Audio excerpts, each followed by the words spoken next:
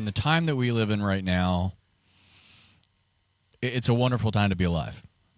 Yeah. There's so many things that are kind of being discovered, not just discovered, but goodness, all these mysteries that we've been thinking about for a long time now. We're actually, kind of figuring out some answers at this point.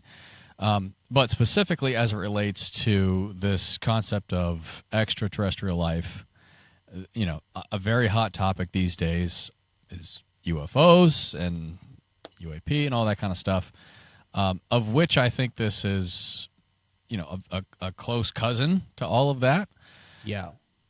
But so far, Mars, because it has this 50 years of baggage, how I like to frame it is that it's just got so much stigma associated with it. It's yesterday's news. What's left for us to figure out with Mars? And so when you bring up Mars with people, they're like, "Oh, well, yeah, what's the big deal?" They've never heard any of this stuff that I present in the film. Which is why I made the film, because I'm like, I never heard any of this. So I really do think in the wake of all of what's being talked about, discussed, revealed, that's the word I was looking for before, all these revelations that we're currently having, not just about UFO, but about a variety of different subjects on Earth. But specifically as it relates to UFOs, I think in the wake of all that, it really does open the door for us to take another look at Mars. But I think in order to do so, we need to separate ourselves from all of the baggage that has been associated with it for the past 50 years. And this documentary was my attempt to try to do that. So far, it seems like with the people who have seen it, they're I actively look for people to say, okay, tell me what you're skeptical of. What doesn't work for you in this film? I want to know where I didn't do a good job, because I tried to thread a needle here, because I realize I'm dealing with a lot of stigma. But if I, as a filmmaker, can build that in to the presentation and assure the viewer that, look, I know what you might think, but you need to have another look at this, and here's why, and then deliver on that with something that is credible and perhaps something that they have or they haven't heard of it before, but regardless, you haven't seen it presented this way, and that was my whole approach towards this. So, believe it or not, I'm actually in talks with a distribution representative right now, and if all goes well, then it could very well see, get access to a larger viewing audience, through a major distributor. That's in the very infancy of discussion at this point. There's no agreement or anything like that, but it has fallen on the radar of some, influential people, let's just say. And if that were to hypothetically go through, then yes, this is absolutely going to get a whole lot more attention. But right now, still relatively unknown. Yeah, the funny thing about it is that, I've been obsessed with Mars for many, many years. And I have always struggled to find content or films or documentaries that really give me the full, intense 2-hour rundown of what's going on Mars and why and all of that stuff. And when I watched your film, I was like, man, this is it. And the funny thing about it is that there's this timeline of, getting rockets to Mars, humans on Mars. So at some point within that timeline, your film's going to fit in, and people want to watch it, and people want to get, in sync with everything they want to know about Mars. Everything, right? Not just science, but civilizations, nuclear explosions, all different scenarios that they want to know every single bit. It's like an encyclopedia experience when I watched that film. And I also feel there's a big opportunity on just X, which is becoming more and more of a video platform now, to try and use that to reach to a wider audience. Some of the crazy things you have seen over the last few weeks, like Elon Musk posting the entire 3-hour video episode of Donald Trump and Joe Rogan on X for people to watch, and it's got 20 million views. So I feel like there is kind of like, X is where a lot of people hang out, if, people who love that kind of content anyway, in terms of space and Mars and SpaceX and Starship launches and all that stuff. So I feel like it's a really huge opportunity platform to do short clips, post the sort of like the trailer, and boost that to like, you can boost that to 1 million people for like, not much. It's a really good platform to push. Yes, I agree. I think I still call it Twitter. I still think Twitter, X, whatever you want to call it, it will always be Twitter to me. But I do agree with you. I think it has been instrumental in making a few key points of contact for me, getting in touch with a few different people. Yeah. One of the people in the film, her name is Ellie Sheriff. Her handle online is Ellie in Space. She has a whole. I love Ellie in Space. Ellie in Space. Okay. Love her. Yeah. So for those people who don't know, she covers all things SpaceX and Elon Musk and Tesla and yada yada yada. And she's got 100,000 followers. She's quite popular. And I talked to her early on. I said, "Hey, I'm making this movie about Mars. Would you like to be in it?" Unfortunately,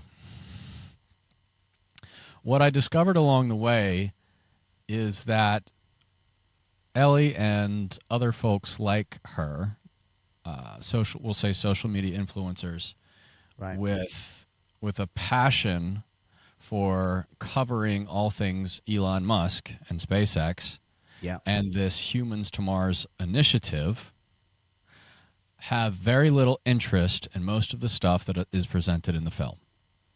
Right.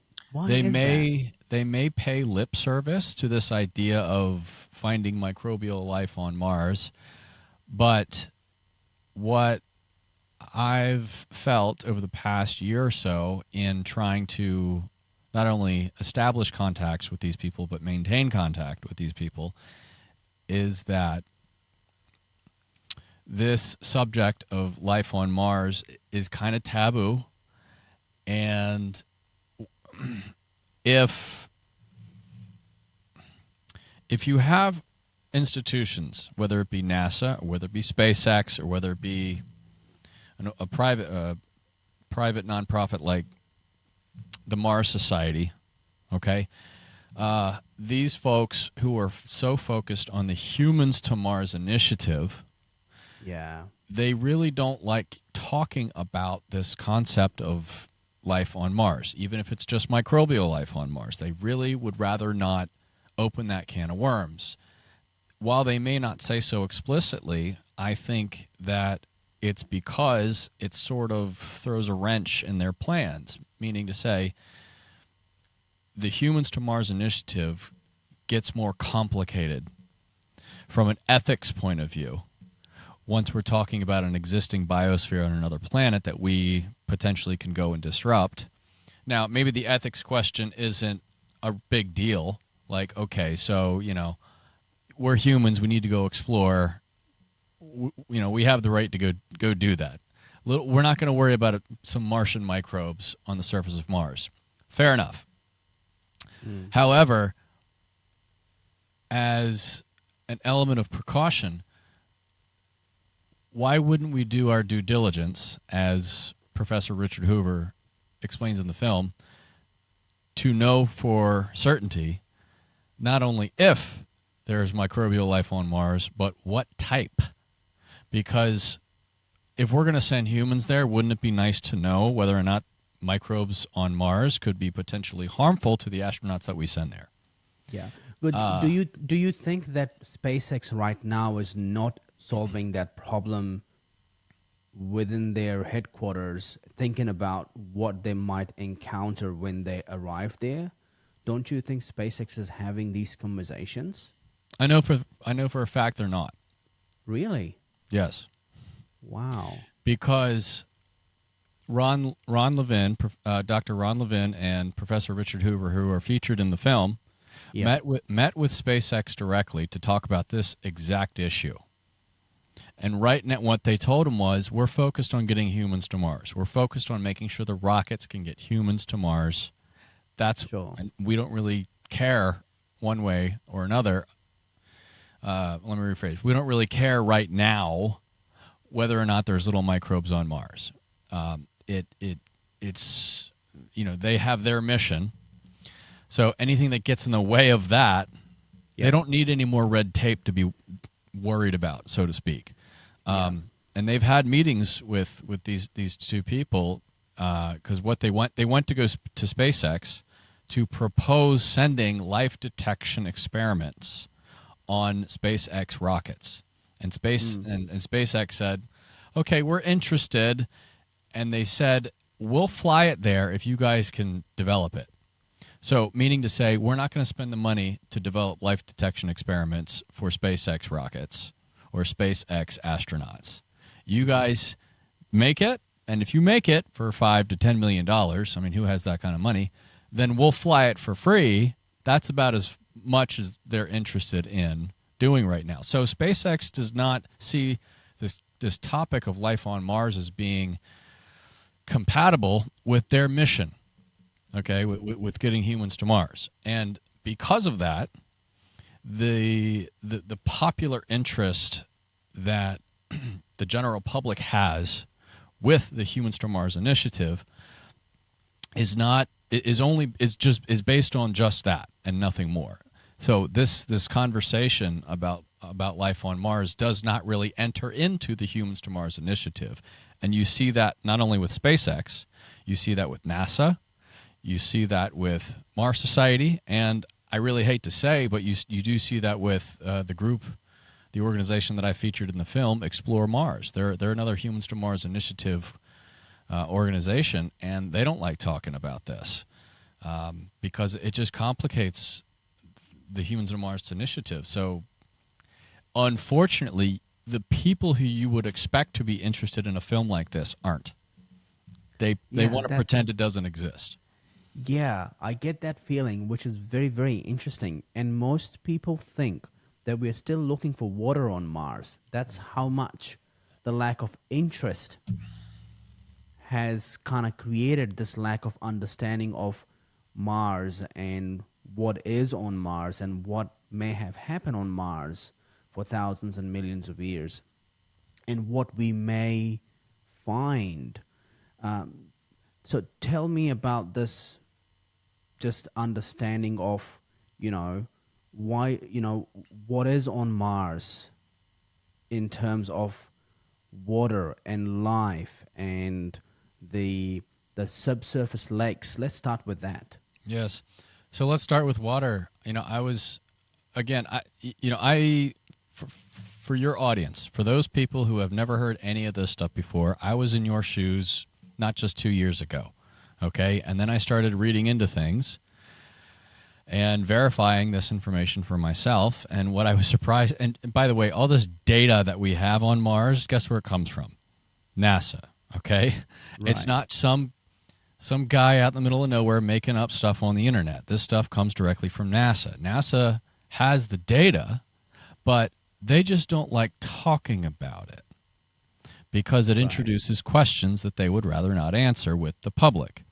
And they don't want egg on their face because they sort of had some bad public relations disasters in the past, so they'd rather just keep their mouth shut and avoid risking tarnishing their reputation any further. So, So anyway, that all being said, when we're just talking about whether or not there's water on Mars, yes, there is water on Mars. Now, it is mostly in the form of frozen water, ice. Okay, but if you just look up, if you had a powerful enough telescope to look at Mars today out of your backyard, you'd see polar ice caps. Now, these polar ice caps are, in fact, primarily H2O. Yeah. Yes, there is some CO2 ice there, but it is primarily H2O. Not only that, but elsewhere on the planet, just buried a few centimeters beneath the soil, essentially all over the planet. You just run your fingers. If you were there on the planet digging through just with your fingers, a few centimeters beneath the soil is ice. Okay? Beyond that, they've measured frost in other locations. They've observed cloud formation, H2O clouds, which actually precipitate snow. So there's actually snow on Mars. Wow. And because Mars has such a low atmospheric pressure, liquid water is very hard to form, and rather H2O is very hard to form in a liquid state and stay in a liquid state. However, occasionally it does, given the right atmospheric conditions, let's just say. And they have actually observed what they call transient liquid water, water that kind of forms, flows down a hill, and then sort of evaporates, okay? So they have literally seen small patches of really salty liquid water. So it can happen. Now, what do we know about microbes? Yes. Microbes, where do they exist here on Earth? Everywhere. Right? We have measured them, we have observed them, discovered them deep within the crust of the planet, deep within the oceans, near hydrothermal vents, high in the atmosphere. They've even discovered microbes on the outside of the International Space Station. They can withstand extreme environments. Very cold, very hot, high pressure, low pressure. Microbes do not need the same habitable conditions that us larger creatures require to survive. So Mars does have a very thin atmosphere. It does have water. The question becomes, why should we think any differently of Mars? Yes, it's an extreme environment, but why should we think Mars is completely lifeless? Well, NASA wanted to get to the bottom of this question in the 70s, okay? So they actually sent a few different life detection experiments to Mars on the Viking mission. There's actually Viking 1 and Viking 2. Each one of them had an orbiter. Each one of them had a lander that actually went down to the surface. And what did they discover? Well, these life detection experiments, if I were to make a complicated, it's actually not complicated, but the way they basically worked is they attempted to, they were designed to detect microbial metabolism, essentially gas, all right? If we feed the soil a certain type of liquid nutritional food, what gas is produced because of that?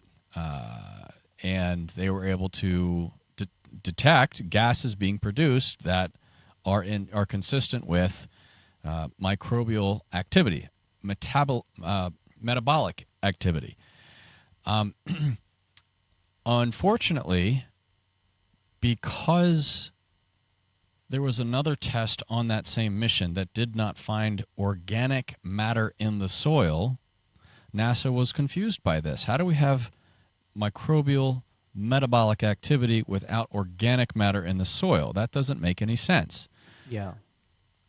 Ultimately, decades later, we understood that their organic matter test in the 70s just simply wasn't a well-designed test. It wasn't good enough to actually find organic matter in the soil because Curiosity, the Curiosity rover, did detect organic matter in the soil decades later. Okay, so there's that one bit of evidence to suggest, yes, they actually found signs of evidence of microbial activity on Mars. Now, since then, NASA has actually made a few more discoveries, okay, which I learned about actually after making the film, so it didn't make it in the film. Yeah. And I would argue that these are equally as compelling. Number one, NASA scientist Dr. Carol Stoker. Okay, let me repeat that. NASA scientist Dr. Carol Stoker through the use of spectroscopy. Now, if you don't know what that is, it's when you shine a laser at something and it reflects back a certain wavelength of light, and that wavelength of light tells you what type of material you're shining that laser at, okay? Through the use of spectroscopy, NASA found evidence of chlorophyll. Okay? What do we know chlorophyll as? From plants. Okay? Yeah. Okay? Now, remember I just told you that the Curiosity rover discovered organic matter in the soil, what they were looking for in the 70s, but they couldn't find because their equipment wasn't good enough. But it did find organic matter in the soil. Not only did it find organic matter in the soil, it found something very specific, an organic substance known as dimethyl sulfide. Okay, I'm going to say this again. They found an organic substance known as dimethyl sulfide. Now, that doesn't sound too fancy. It doesn't sound very interesting, but it is very interesting. And here's why. Because here on Earth, the only way we know dimethyl sulfide is produced is through active microbial activity. And if you were to go on NASA's website right now, they'll even admit, they even say right there on their website, the only way we know dimethyl sulfide is produced is through active microbial activity. Okay? There is no, what they say, abiotic process that creates this. So if you have dimethyl sulfide, that means there's an active microbe there making it. So they found this on Mars, and I'm thinking, how come nobody's talking about this? This is actually what you call a biosignature, which is different than a biomarker. A biomarker indicates it could be life, but a biosignature means it can only be produced by life. So that's another bit of evidence towards this topic of microbial life on Mars. We've also found something else called rock varnish. We have photographic evidence of something called rock varnish, also known as desert varnish. Now, what is this? Well, it is a black coating on the surface of rocks. Now, it doesn't sound too sexy, but this is a type of black coating that, again, can only be produced by some complex microbial activity. Okay, we have rocks here on Earth found out in the desert that have just this weird black coating on it, and sometimes you might find little petroglyphs carved into it. Okay, and this is it's a layering that is produced over centuries of time from the interactions between manganese and microbes, and it's this black coating that covers rocks, and we see photographs of these exact kind of black rocks on Mars. So you have the labeled release experiment from the Viking mission.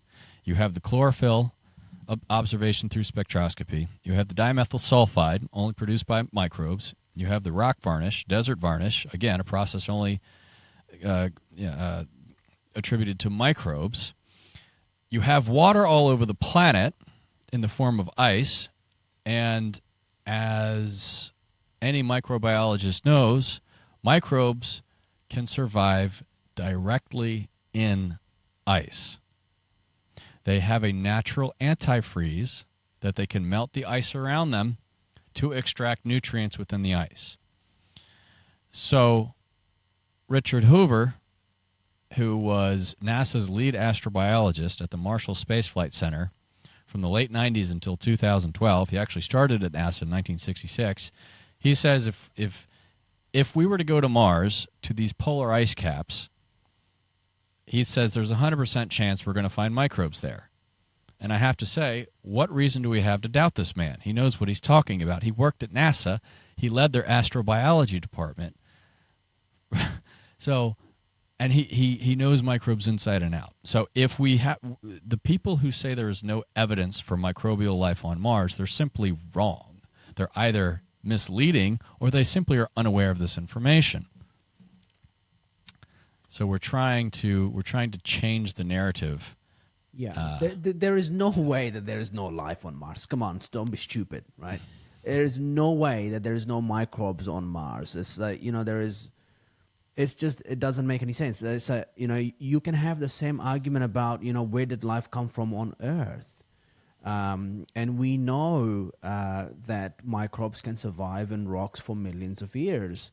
One of the things, in the film that you covered with the man who popularized um, panspermia, this idea of distribution of life through rocks, and so there are so many different scenarios, and I particularly loved the scene where you are studying rocks at the beach with marks of these worm-like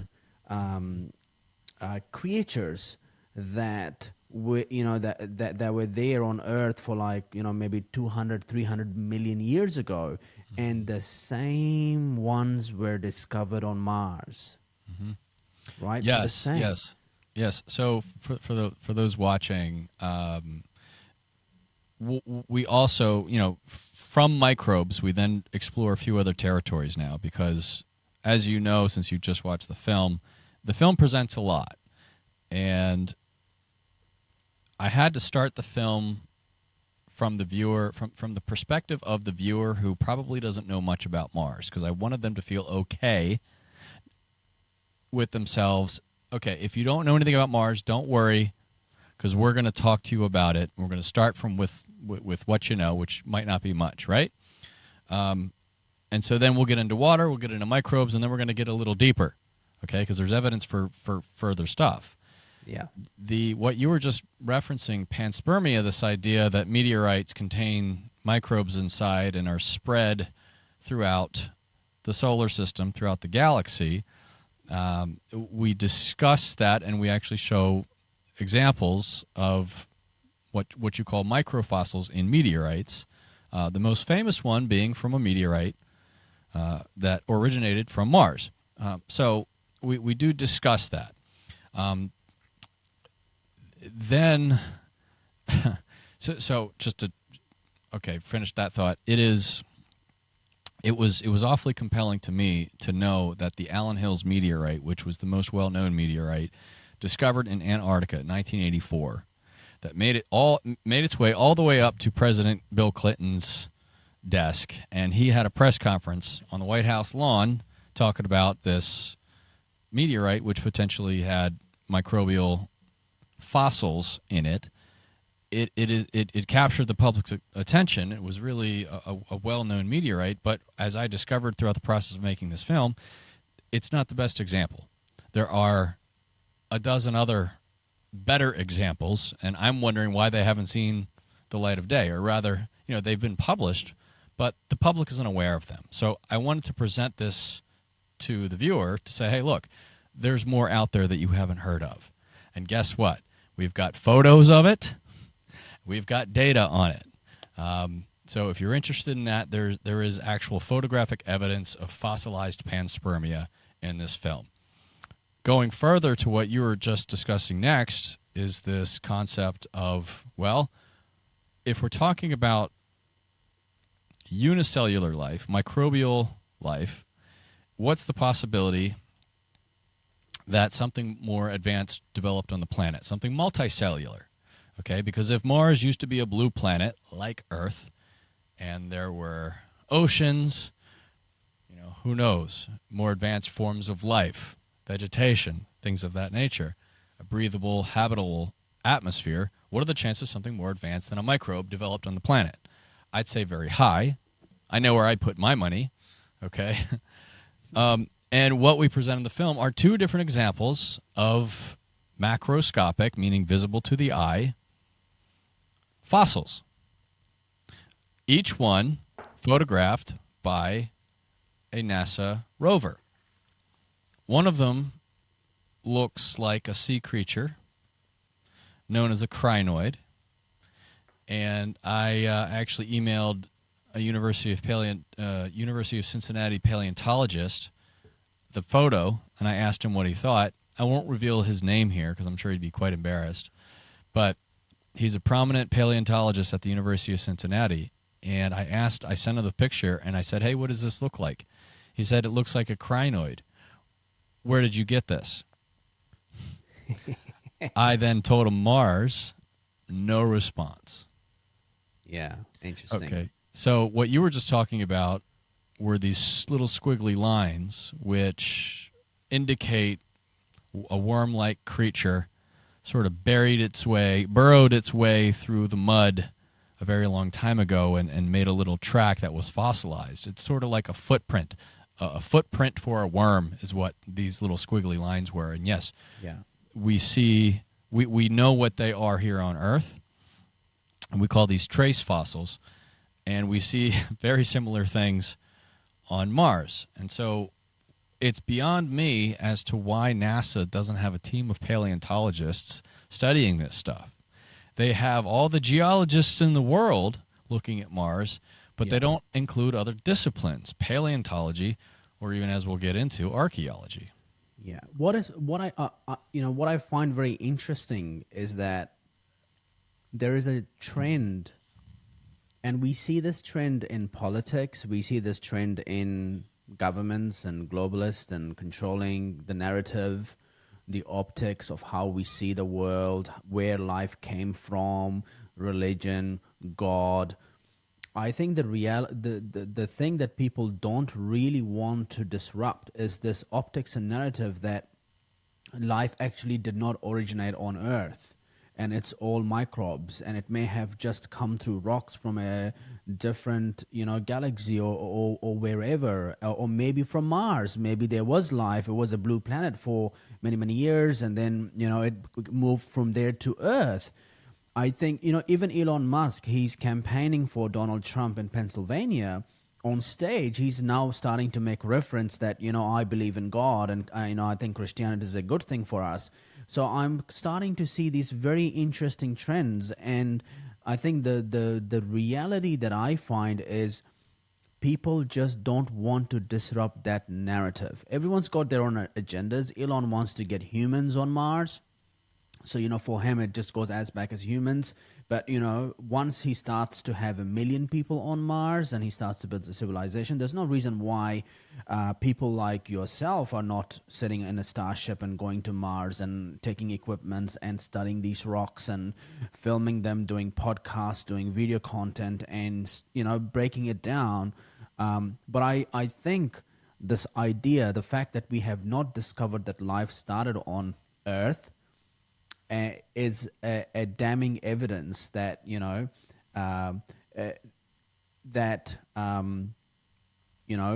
we should be looking at Mars. And the fact that we are spending more money and resources and our attention, everything else that's going in the universe with the James Webb telescope and sending things so further away and sending everything else, but actually there is a lot more to Mars than just flying rockets there and taking humans to Mars. Yeah, I think it's a main thing I see, and it's how much of the narrative do we have the appetite to change, right? And that's where we are. We are in this information war, and you are part of that, and you are trying to get people to see Mars differently. I think that has a lot to do with this. Yes, it is my goal to completely redefine the way that we discuss Mars. And unfortunately, as much as I love NASA for all of their engineering efforts, their word about the evidence for life on Mars still means a lot to the public. They are, a more or less trusted institution. Nobody's going to get it 100% right. And I'm of the opinion that even if some person or some institution can both be right about things and wrong about things, and it doesn't mean we have to completely nullify their existence. So you got to give NASA and JPL a lot of credit for not only designing robots that we can send off of Earth, but actually land them on other planetary bodies. I mean, that is nothing short of a magnificent technological feat of engineering. However, once they discover these things, the question then becomes, why aren't they discussing this? They're almost pretending like they didn't discover these sorts of things. So, Elon Musk is a very controversial figure. He's a visionary. He's sort of engaged in these culture issues right now, for better or for worse, depending on your opinion about him, which, as it relates to the UFO community, he's he doesn't have a whole lot of credibility there because he is downplaying all of the evidence for any existence of UFOs, despite all the stuff that has come out, despite all the official reports, despite all of the interest from Congress and DOD and all this stuff. He's saying there's nothing there. And if you just sort of follow the money, well, of course he's going to say that. He's a government contractor. He has a relationship with NASA. That is their position. Yeah. They don't want to open up this can of worms. And again, if he opens up this discussion, he builds rockets. And here we're discussing the possibility of flying saucers using technology beyond our understanding. That's more or less threatening to his whole line of business, his entire industry. So, of course, he's going to downplay that. So, for those listening, just know that Elon Musk doesn't know everything he claims to know. Yeah, And of course. He's a Yeah. human, and he can mislead people just like anybody else. I will Yeah. say, however, I do agree with his fundamental perspective on getting humans to Mars. This is the thing I'll go to bat for him on. When people say, why should we go to Mars when we still have problems here on planet Earth we need to take care of, like climate change and pollution and all that kind of stuff? Like, why can't we fix our planet first before we go ruin another planet? I'm like, look, you're missing the entire point, okay? Yeah. If a comet or an asteroid wants to come down and destroy us like it destroyed the dinosaurs, okay, this is why, this is the whole idea. We need another planet for humans to reside on as a backup. It has nothing to do with how polluted our planet is. It has everything to do with the survival of our species. And so I'll give him all the credit in the world for having that vision and executing on it. Yeah, and you don't need much to go to Mars. You know, Elon's argument is 1% of the world's resources can be spent to go to Mars, and that's a good bet to make to survive in case we go through what the dinosaurs went through. And, you know, you're talking about cutting $2 trillion from government spending, which is what Elon wants to do with his Department of Government Efficiency if Trump gets in, you know. So spending just a few millions and billions to go to Mars is actually not a big Nothing. big Yeah, thing. it's a no-brainer for sure. It's a no brainer at all. And you know what's interesting about Elon Musk's views? You know, they are all part of an ecosystem. If you think about it, like Joe Rogan, like he's all into UFOs. He believes into that. And then you have Tucker Carlson. Like his view is that it is sort of some kind of human. It's an UFOs are like, you know, a different dimension of human existence, right? And I love that as a way to explore what UFOs are. And then Elon Musk says it's actually just human technology that we, you know, might be whatever it is. It seems like it's human technology. And then, you know, I had Ricardo that you know we know, and he's been on my podcast, and he took me through all these patents of UFOs that has been filed in the patents office in the US that go back, you know, many years of people just designing these UFO patents. It's quite detailed. And then we have Bob Lazar, who worked at Area 51, and he talked a lot about, you know, him actually trying to. He's seen UFOs, and he tried to actually work on replicating the anti-propulsion gravity systems of these UFOs. And you know, you the same disagreements we have within the same groups, and you're right, they have their own motivations and interests. And Elon has a lot of government contracts. He has to be careful about what he says. You know, like, you know, Joe Rogan doesn't believe that we went to the moon, and this is his new thing. And now Elon's saying, no, that's rubbish. We've been to the moon, right? So, so you get these things that happen, and I think they're good things because they allows competition for narratives, and allows the attention to get more sucked into these conversations because there is high competition on narratives, and everyone's getting more and more attention through X and podcasts and new media, and you doing this film it just allows for more conversation, and that's a good thing because that's the only way we can really improve the quality of conversation, our understanding eventually of Mars and microbes and life on Mars and so forth. Yes, and unfortunately, too many people get wrapped up in sensationalism when trying to present whatever it is that they're working on, and that's something I was very cognizant of. I wanted to try to steer clear of that because, especially with Mars, given the 50 years of baggage, we'll get to the face on Mars in a minute, but just people, Mars puts a bad taste in their mouth when you're talking about life on Mars. We're thinking Martians. We're thinking, what's that Tim Burton movie? Goodness. I forget what it was, but it's just like Little Green Men, all these kinds of things, War of the Worlds, these fantastical stories. But what we have with Mars is a lot more direct evidence for not just current life, but past life on the planet, versus what we have with UFOs, which is a lot of reporting.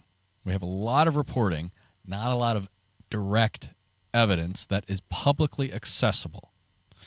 So while I do think there's a lot of smoke there, which means there's definitely something there to the UFO phenomenon. It's not something I cover actively, but I try to stay up to speed with it as much as anybody else does. We've got the receipts for Mars. This is why I spent the better part of a year making a film about something so weird and I say weird, but so controversial as the subject is about life on Mars. I feel so confident about it because the receipts are there, and I said I have enough here to work with to stake my entire reputation on it. You know what I mean? So, the information was already out there. That's how I was able to find it. And fortunately, I was able to find someone who's been covering this issue for nearly 2 decades, a gentleman by the name of M.J. Craig in England. And he's just one of these independent Mars researchers. And I learned a lot from him. He's my partner on the film. He's a producer on the film. And he was able to steer me clear of the nonsense and steer me in the direction of legitimate science. Because while the subjects we cover in the film, some could argue are sensational, it's backed up by the data. And if it's backed up by the data, I can debate anybody all day long about this.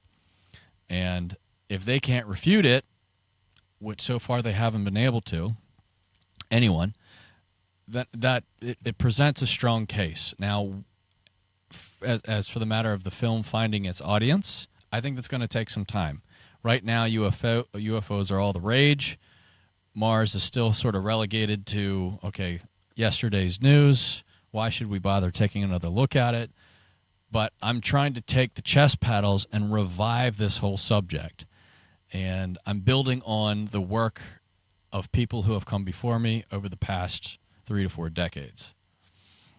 Yeah, that's the thing about the film. When I'm watching the film, like, oh, he's gonna start talking about pyramids on Mars. I'm like, this is Bob Lazar shit. And then evidence comes in and data comes in and scientists start to talk about it. And I'm like, oh, this is good because it's giving me facts and data and evidence and information that I can then help build my knowledge bank, and I can use that to talk about Mars and the things that I see. And so it was a very interesting and fascinating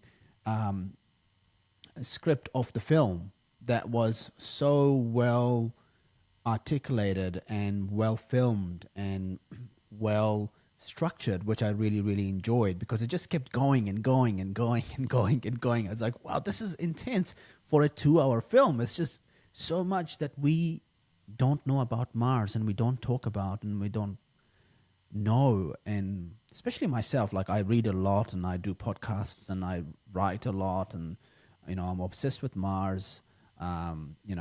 It's like, wow, did I not know about all of this stuff? Exactly. Which is That is just the exact crazy. point. Yes, it's this film could not have been made 20 years ago. Could it have been made 10 years ago? Maybe, but there's been a whole lot of data that's really come out since then too. It really just took so many decades worth of discovery to really piece together a comprehensive picture of what's really going on with Mars. It started trickling in the 60s and 70s, and it was examined and marginalized in the 80s and 90s, and then it sort of just fell off the radar. I remember being in college 20 years ago and going onto an internet message board and seeing this infamous picture of the face on Mars taken by one of the Viking orbiters in the 70s, this black and white image. It's haunting. But ultimately reading that, oh, that's just a mountain and it just happens to look like a face. Okay. So Yeah. so whenever you bring up the face on Mars, it elicits all of this emotionally charged, rhetoric about, okay, well, if you believe the face on Mars and you believe aliens built the face on Mars, well, then you're crazy.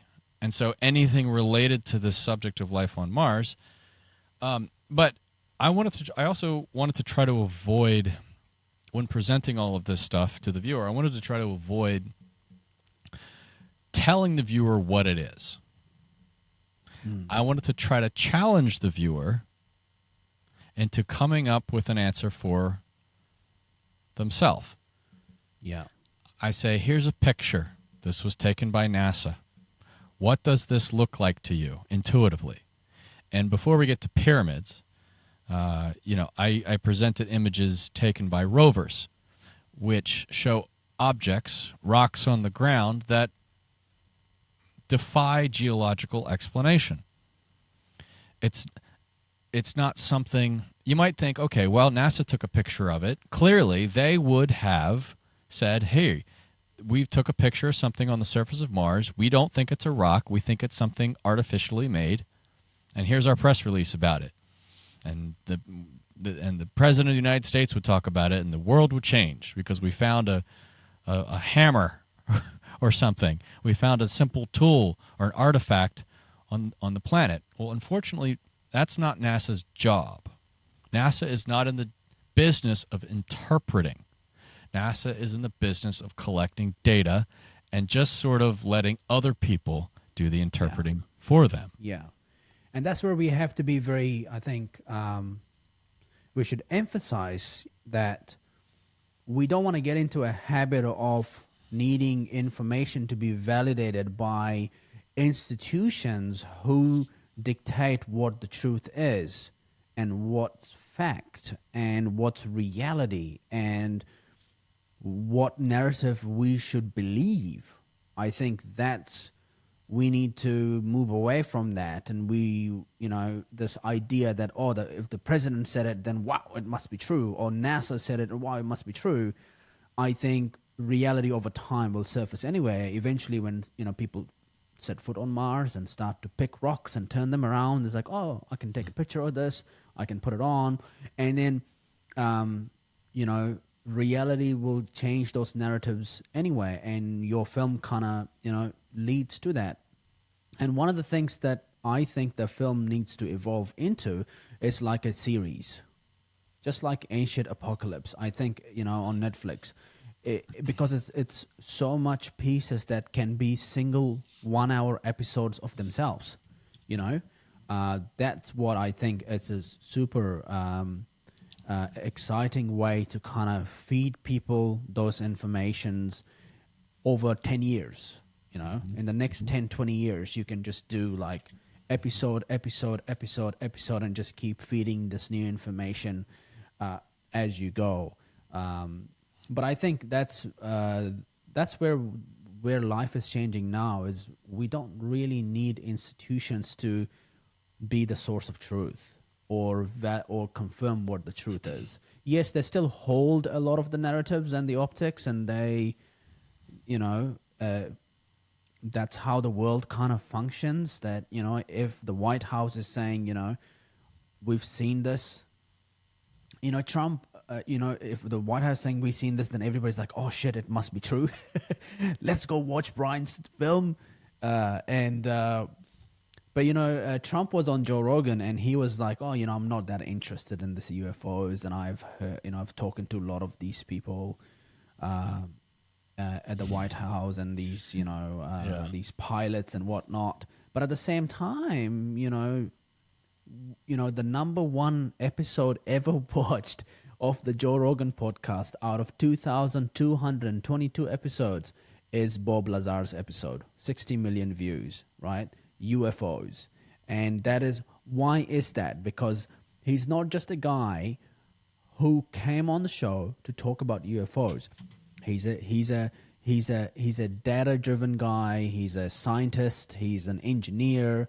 And so he presented his evidence of UFOs in the most realistic, scientific, data-driven way that people really appeal to, which is what I think your film has done for me.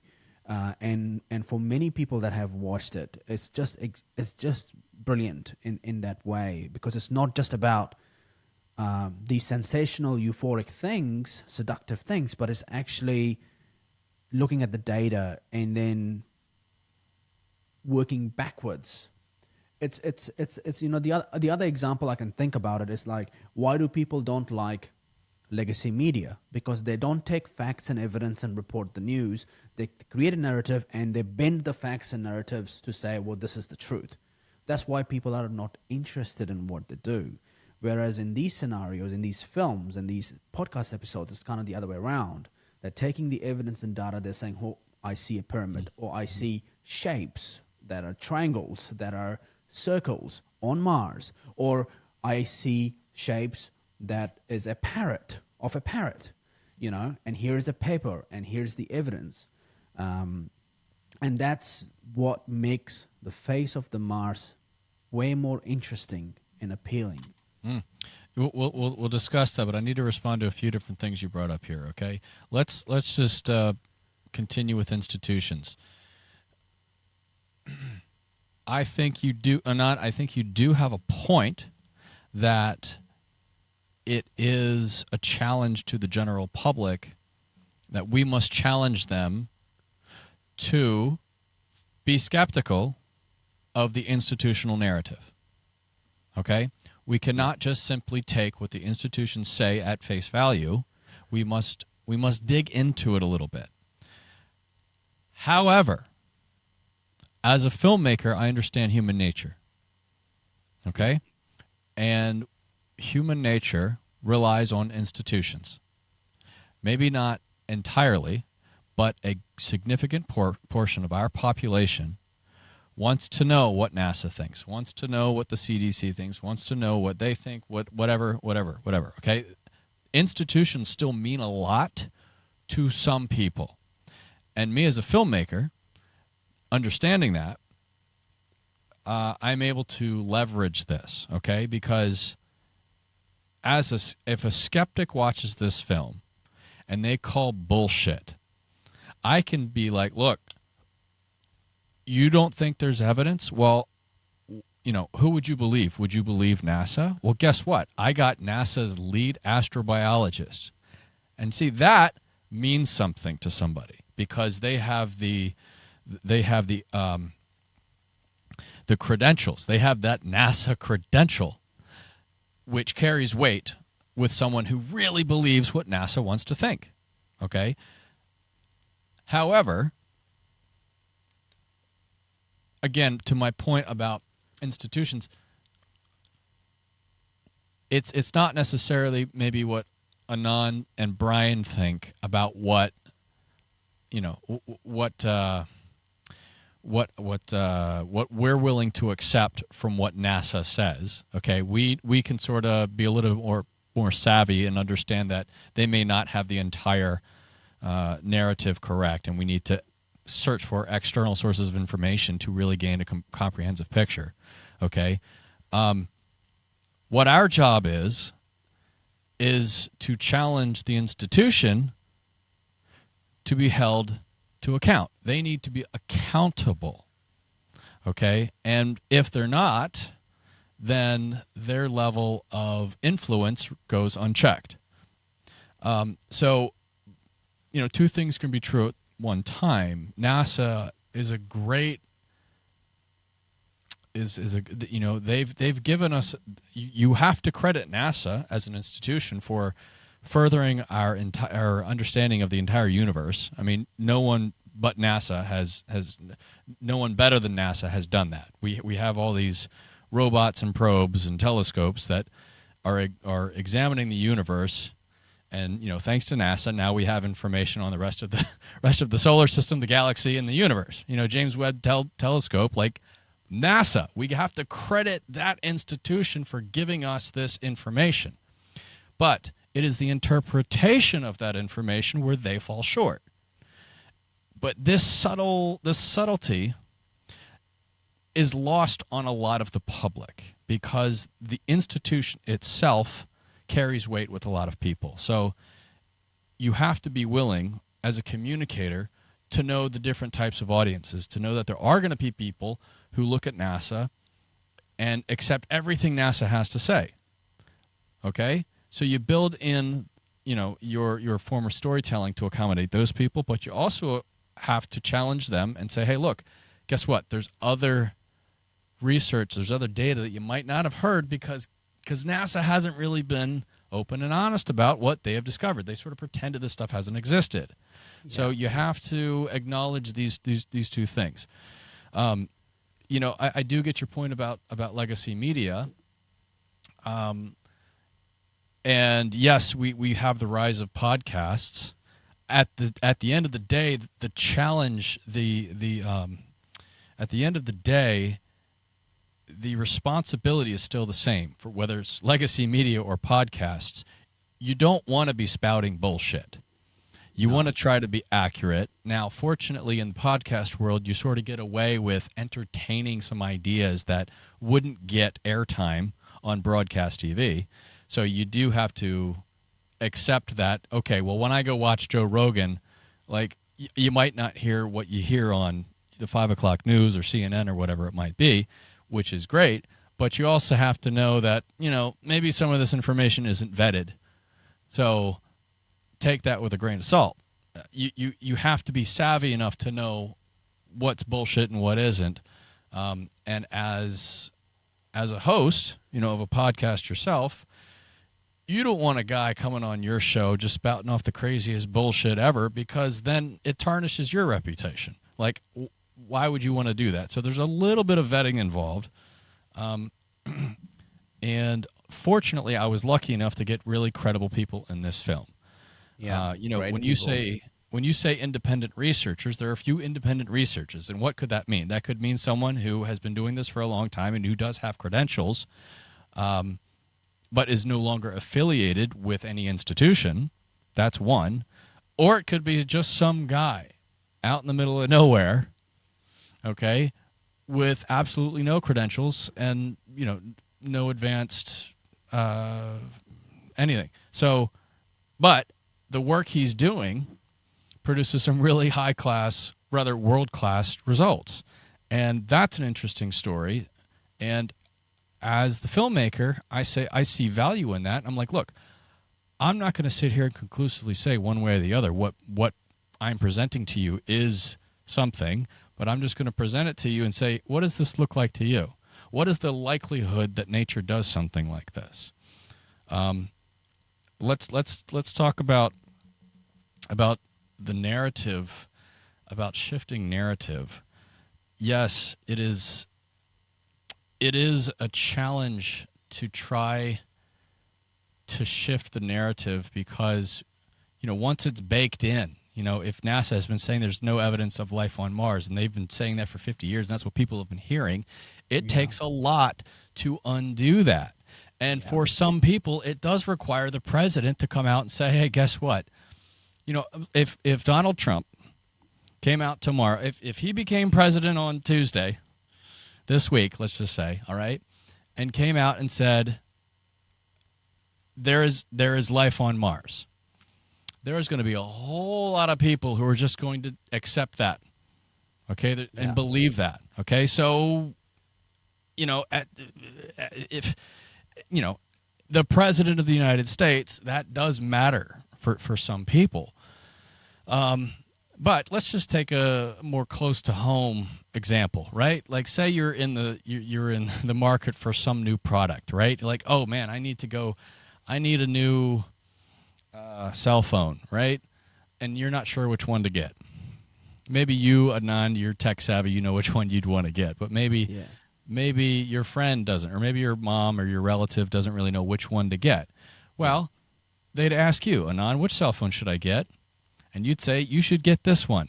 And so your opinion, your perspective matters a lot to someone else. So the word of mouth, the what other people think, the herd mentality, what are other people thinking? What are other people doing? The more people that talk about this, I'm not in the business of changing the institution's perspectives. That's going to be too difficult a task for one person alone. But I think I got a chance with the public because say Anand wants to come watch my movie and he likes it. He tells his friend, oh, well, it comes highly recommended from Anand, so it must be worth something because I trust Anand, right? And that, over and over and over, that's how you build a movement, okay? You And do, that's how you and build word of mouth. at the same time, we are having this new movement of decentralization of information, sovereignty of the individual. We have people becoming more savvy, people realizing how the administration operates, the deep state functions, what's true is not true, what's false may be true. Conspiracy theories are becoming satire, and satires are becoming real news. So there's a huge shift of movement happening at the same time. And so the diversification of where you get your knowledge is very important as an audience. So if you're watching the film, it's doing a really good service to you to kind of be like, whoa, NASA is not saying these things. This doesn't make any sense. The evidence in this film is so obvious. Someone like NASA should be saying it. So they're opening up that mind. And then you have another category of people like, whoa, Bill Clinton is talking about this? That's great. We want to hear Trump talk more about this. Get him back on the Joe Rogan for 3 more hours. Let's talk about UFOs. We're going to see that happen in the next 4 years. And then the third piece as well is don't just trust that one source. You want to be like listening to multiple different people talking about the same things.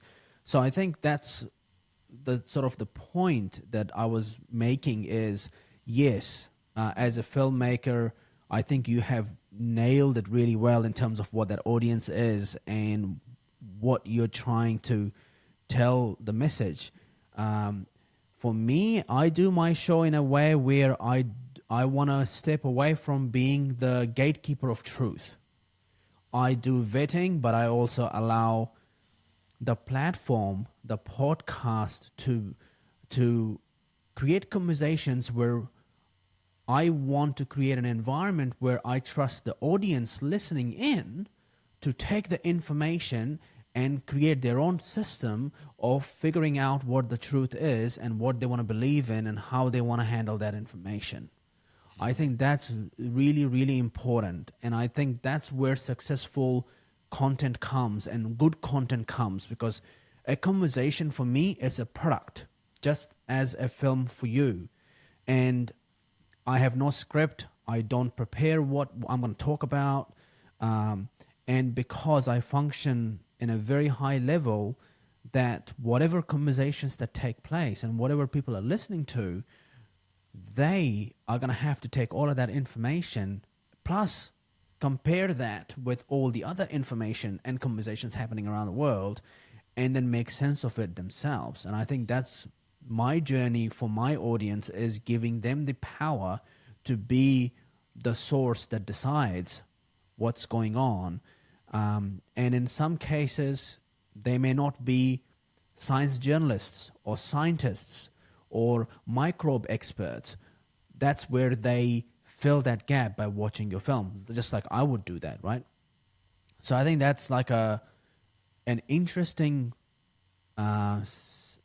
space the audiences are coming into now. Like, so many people are not interested to go into the cinema and watch a film from Hollywood. It's like, well, do I really want to get my information from Hollywood, right? I would rather watch Brian's film, or I would rather listen to Joe Rogan, or I would rather see what's going on X. So it's an interesting medium we are coming into, like the rise of Asian apocalypse on Netflix. I mean, who would have thought Graham Hancock is going to be the archaeologist that everybody's going to listen to, right? When he's cancelled for like 50 years, and but it's happening. It is happening. Yes.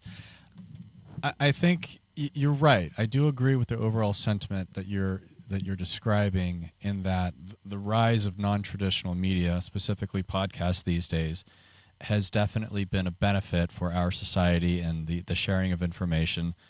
It is such a fantastic time to be alive, to be witness to all of this, to have so much information at our fingertips. I wouldn't have been able to make this film had it not been for this digital age that we live in, for sure.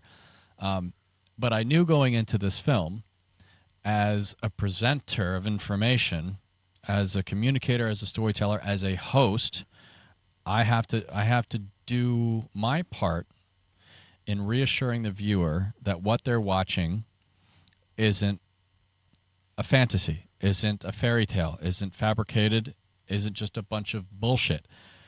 And if I'm going to present to the audience the equivalent of saying, okay, well, hey, viewer, today I'm going to tell you that purple elephants exist in Antarctica. Okay, now to a lot of people that's going to sound crazy, okay, and are going to tune out immediately, and of course they should. Because that's ridiculous. However, if I were to tell you, the person who knows nothing about Mars, well, guess what? NASA has photographed what appears to be pyramids on Mars. To some, that's going to sound as crazy as purple elephant in Antarctica. Yeah. So in order to get people who know relatively little about Mars to pyramids on Mars, I got to walk them through baby step by baby step to reassure them that what they're seeing is credible. Yeah. Okay. Yeah. And that, don't worry, I know how strange this might sound, but so I'm not going to shock your system with this, immediately. And when I first heard that, pyramids on Mars, I became unsettled. Because what does that mean? Well, if we're talking about, if we step back and look at the 30,000-foot view, if Mars used to be a blue planet like Earth, and by the way, it used to be a blue planet before Earth was a blue planet. Yeah. And while I don't talk about this in the film, the demise of Mars, some research indicates that the demise of Mars sort of coincided with the rise of Earth, the habitability of Earth, okay?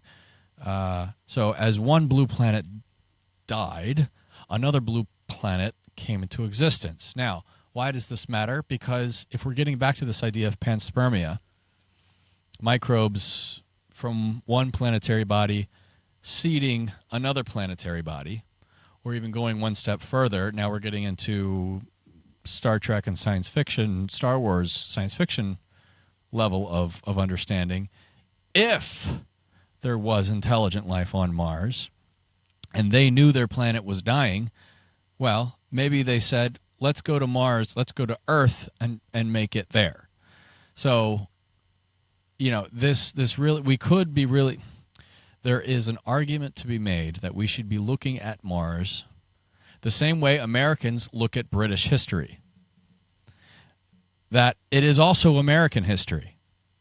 It is history just before America, but it's where we came from. So if you contextualize it that way for people, I mean, that's more of a hard sell that I don't get into heavily. But what I do present in the film is, okay, well, in 1976, NASA took photos of what appeared to be a very large humanoid-looking face 12 miles away from what appears to be a five-sided symmetrical pyramid. That sounds really strange to people, and believe me, I get it. I didn't want to believe it myself until I saw the pictures, and I'm like, well, that doesn't look like a mountain. That doesn't look like a volcano. I don't know how nature makes something so symmetrical that if you put it in Photoshop and cut it in half and mirror it, it's the same thing. Yeah. Nature doesn't do that as far as I know, and I haven't been able to find a geologist to tell me otherwise, especially one that's going to go on camera and tell me that there's nothing to see here. Now, that's not the only example. So what's crazy as well is that what you can't refute to someone like me with no knowledge of geology and science and nature and pyramids and impact craters, but you not normally see a pyramid shaped structure so large right next to an impact crater. That's something you don't see. yes, there are at least 24, let's say, funny looking, what I like to call funny looking hills. Okay. This is another way of saying pyramidal shapes, pyramidal formations, features, or very simply pyramids, because it looks like a four-sided or in one case five-sided pyramid. And yes, if you have such a large structure directly adjacent to an impact crater, how the heck could it have survived an impact from a meteor? If it's right on the lip of the crater, it wouldn't have. It would have been blown to smithereens, which indicates it was put there. It was created after the fact. Now, what in nature creates something that looks like a pyramid on the lip of a crater, of an impact crater? I don't know, and I haven't heard anyone else offer an explanation. NASA doesn't talk about it. So the public, a good portion of them, would say, well, if NASA isn't talking about it, there must be nothing to see here. NASA is legally obligated to publish all the photos they take, but they're not legally obligated to offer any interpretation outside of the scope of geology.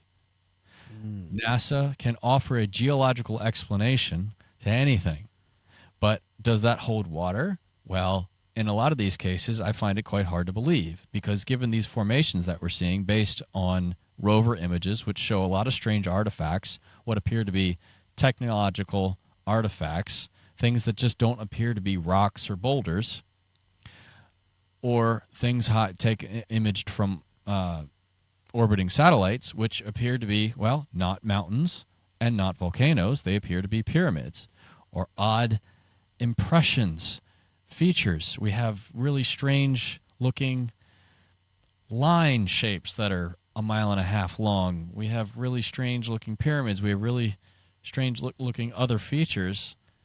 And yes, this face that's been haunting us for 50 years, what most people don't know about it is that there is quantitative data to suggest it is something special.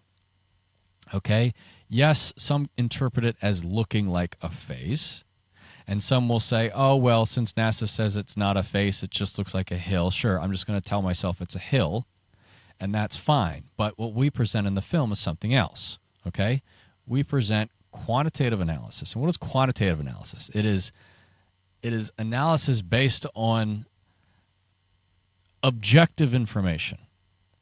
Objectively, this feature, if you look at it, after being analyzed by satellite imaging specialist Mark Carlotto, he discovered that the face is constructed of, a dozen 3, 4, 5 right triangles. This is the Pythagorean right triangle. This is a very specific and odd triangle in that it indicates a measure of intelligence behind it.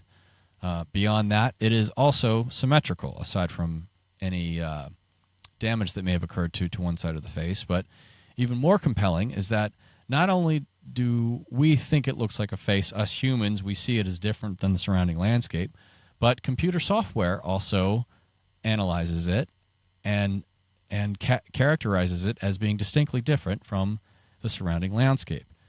And this particular computer software was designed to look at satellite imagery and detect the difference between an artificial structure and a natural structure. So, for instance, when the military is looking at a base over in North Korea that's in the middle of the forest, and you have planes that are there and tanks that are there, and they're painted in camouflage, and it's hard to detect with the human eye, well, this software can run, and it offers what's called a fractal analysis, and it says, okay, well, these shapes here are distinctly different from the surrounding landscape, and the face is distinctly different from the surrounding landscape according to computer software. There's nothing else like it.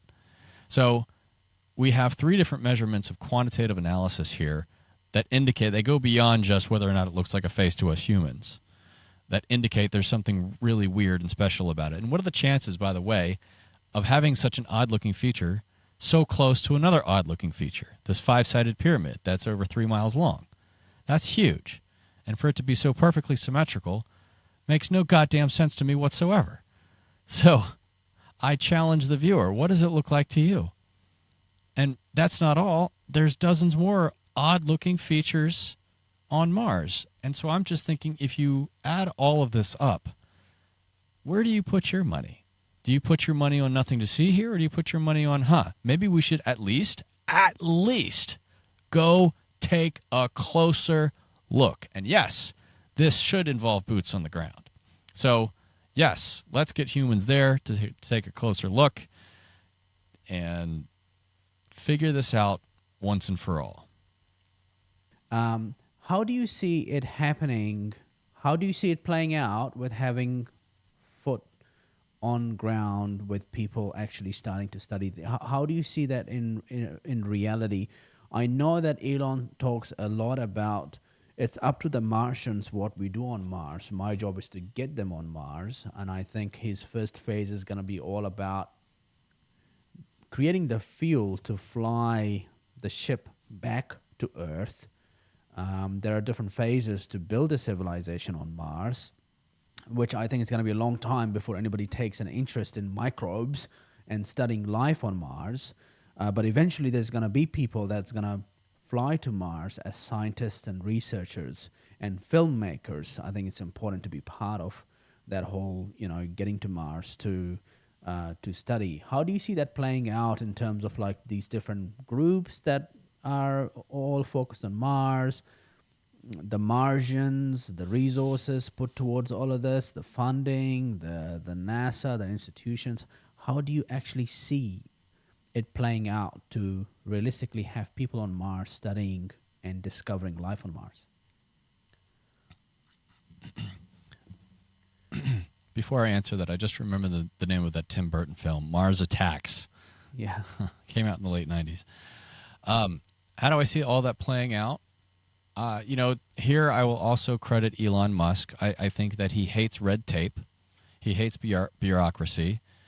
And I think if he is successful in getting humans to Mars, I think number one, they got to figure out how to survive there. That's their number one priority, because it ain't going to be easy. It's not going to be easy. I don't care how sexy it looks in how sexy Matt Damon makes it look in that Ridley Scott film, The Martian. No.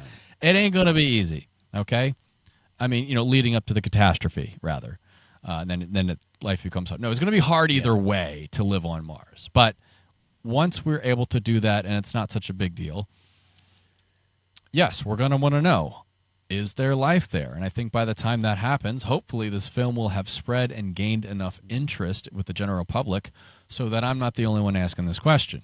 Well, I know that I'm not the only one asking a question. There's a lot of people asking this question. Just, you go online today on Twitter, okay, you type in UFO, you're going to get 100,000 results of people talking about it this instant, okay? You go on Twitter today and you type in Mars, you're going to get a lot of bullshit, and you're not going to really get much in the way of relevant conversation, of actual legitimate conversation as it relates to Mars and microbial life on Mars. Maybe humans to Mars, but none of this life on Mars stuff. So, but people are going to want to know.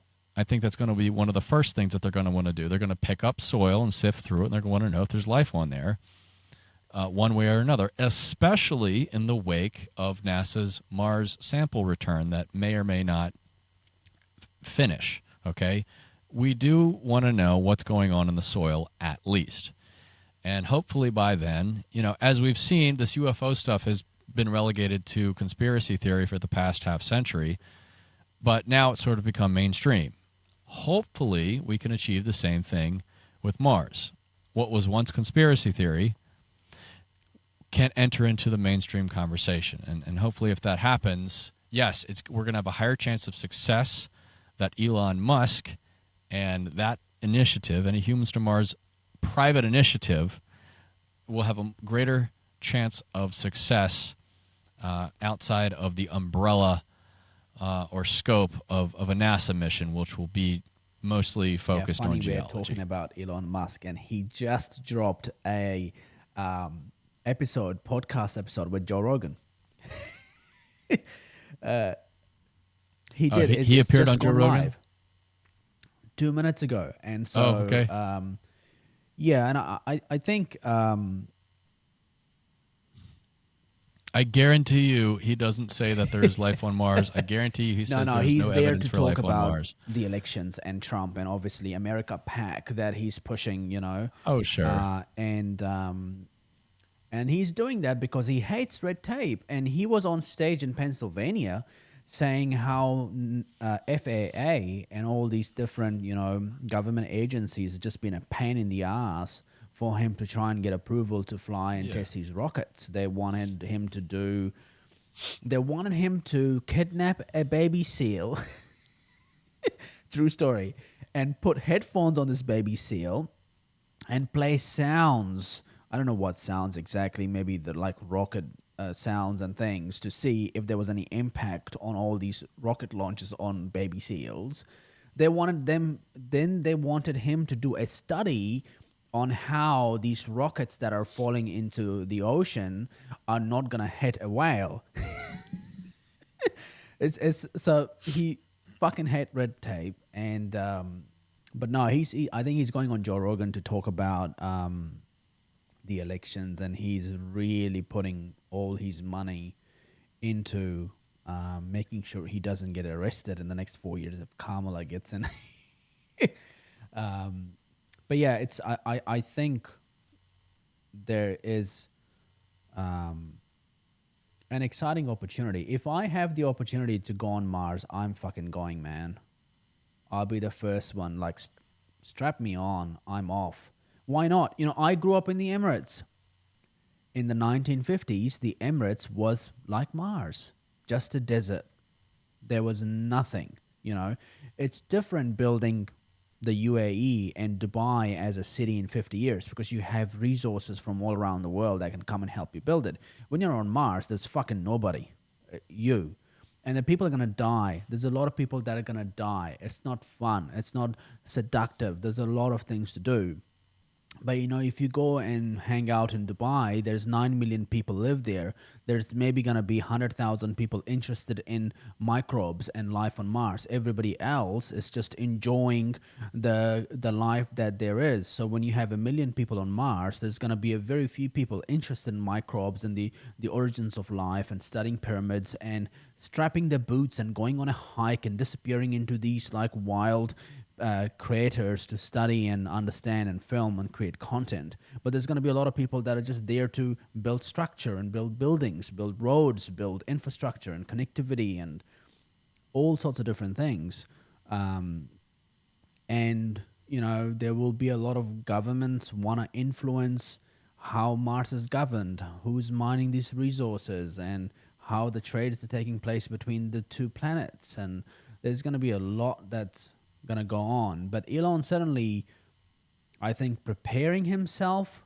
The reason he bought X is not just free speech, but X gave him access to all these government leaders, right? So he's been building himself up how to function in this world of geopolitics and power and authority and also different things. His involvement in the Ukraine war, giving Ukraine Starlink, and but then he's also dictating how the war is fought by not allowing them to use long range missiles on his Starlink network.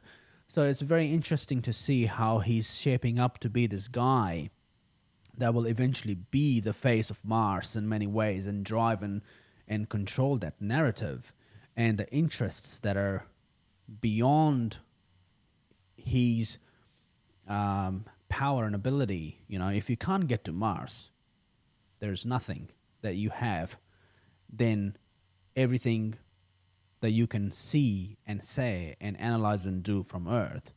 But when the guy that gets to Mars gets to really control the narrative because he's got the attention of the world.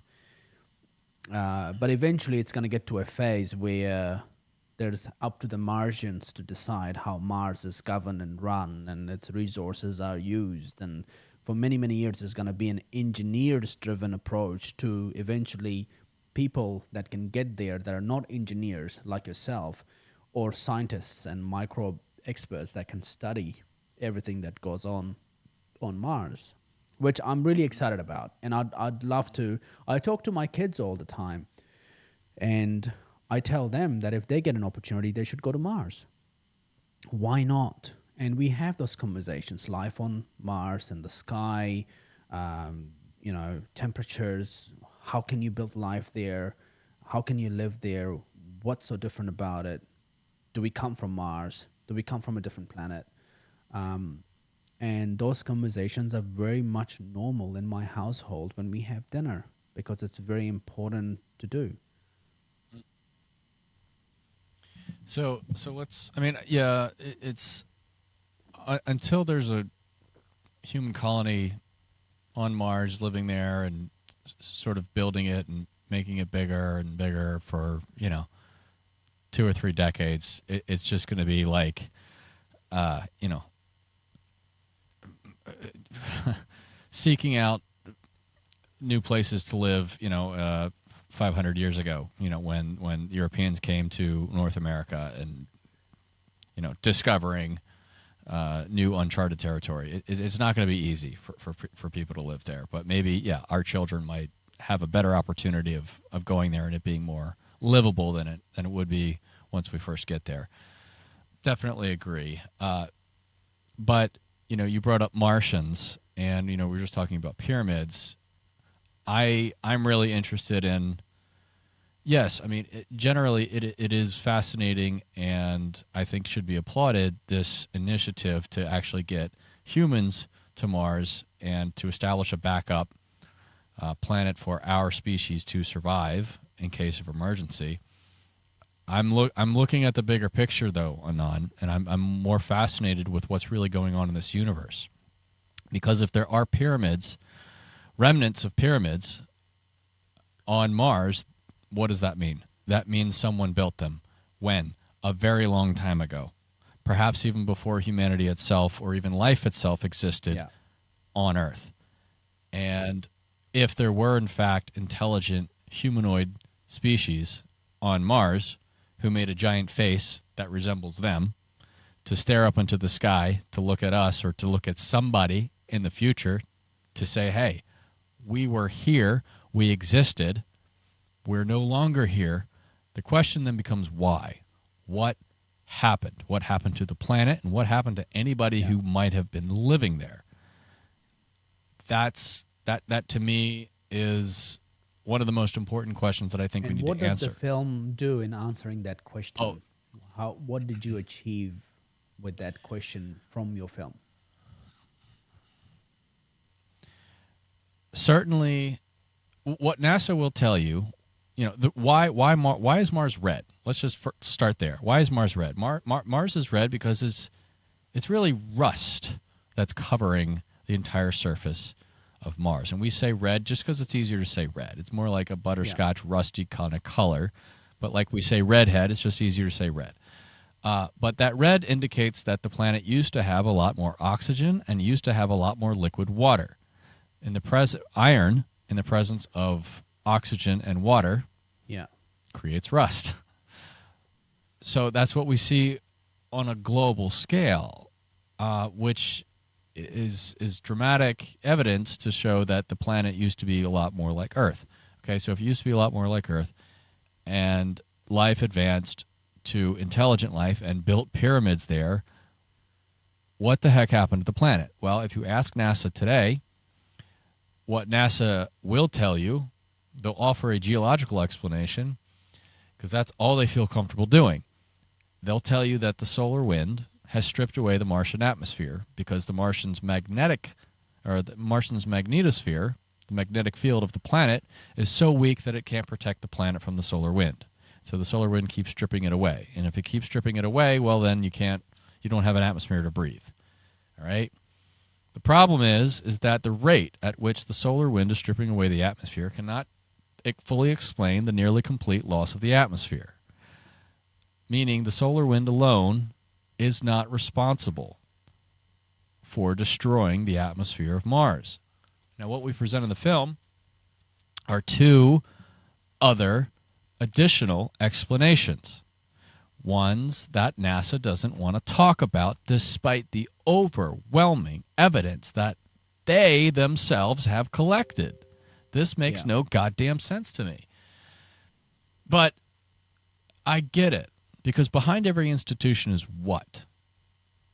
People. People who are afraid of divulging too much information to the public. Okay?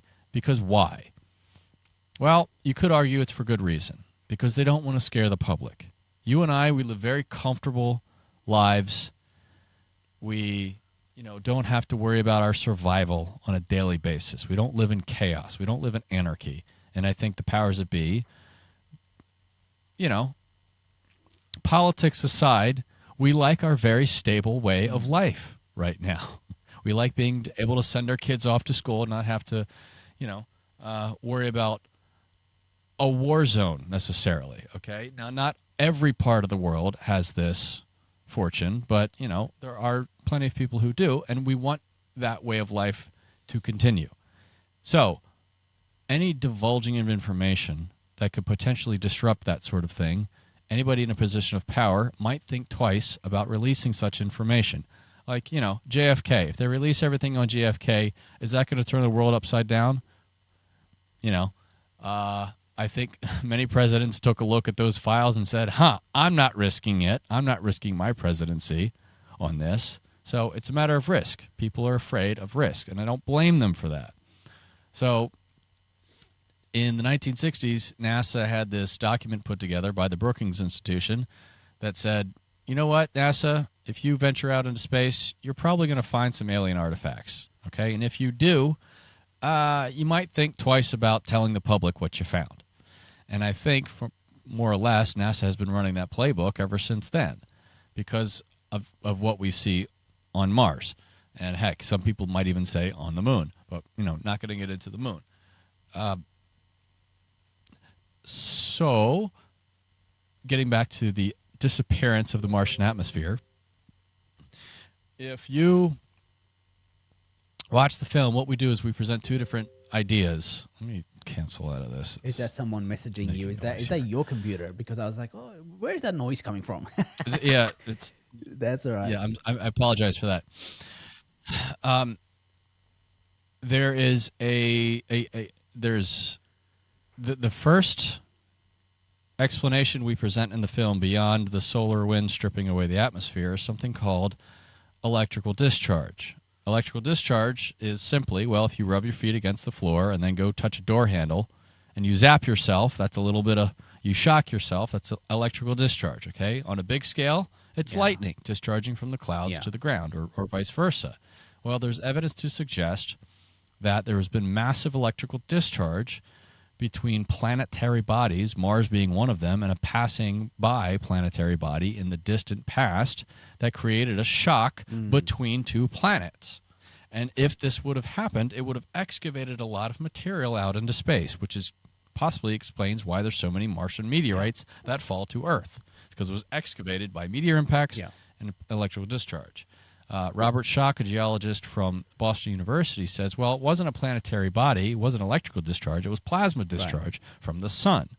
The sun, via a solar outburst, could have excavated, essentially like what we see as the aurora borealis here on Earth. It is the sun's solar interaction with our magnetic field of the planet. But if it had a much stronger outburst, it wouldn't have just produced lights in the sky. It would have produced planetary-sized lightning bolts that would have destroyed the surface of the planet.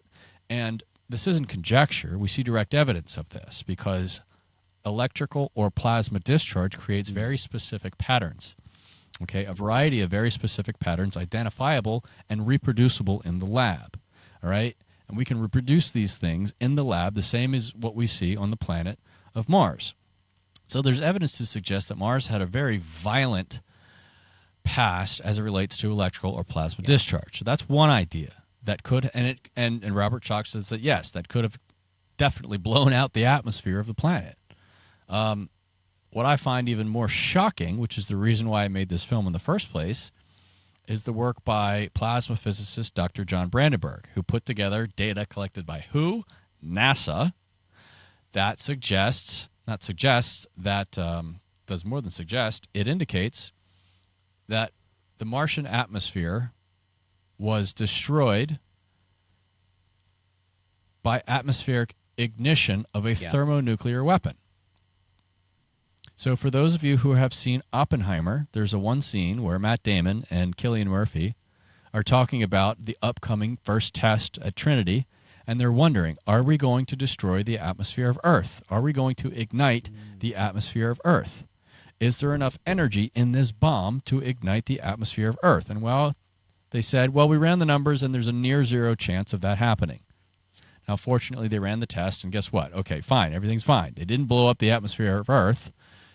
But if the explosion was powerful enough, then yes, it could have ignited the atmosphere. And what we see on Mars is evidence of that.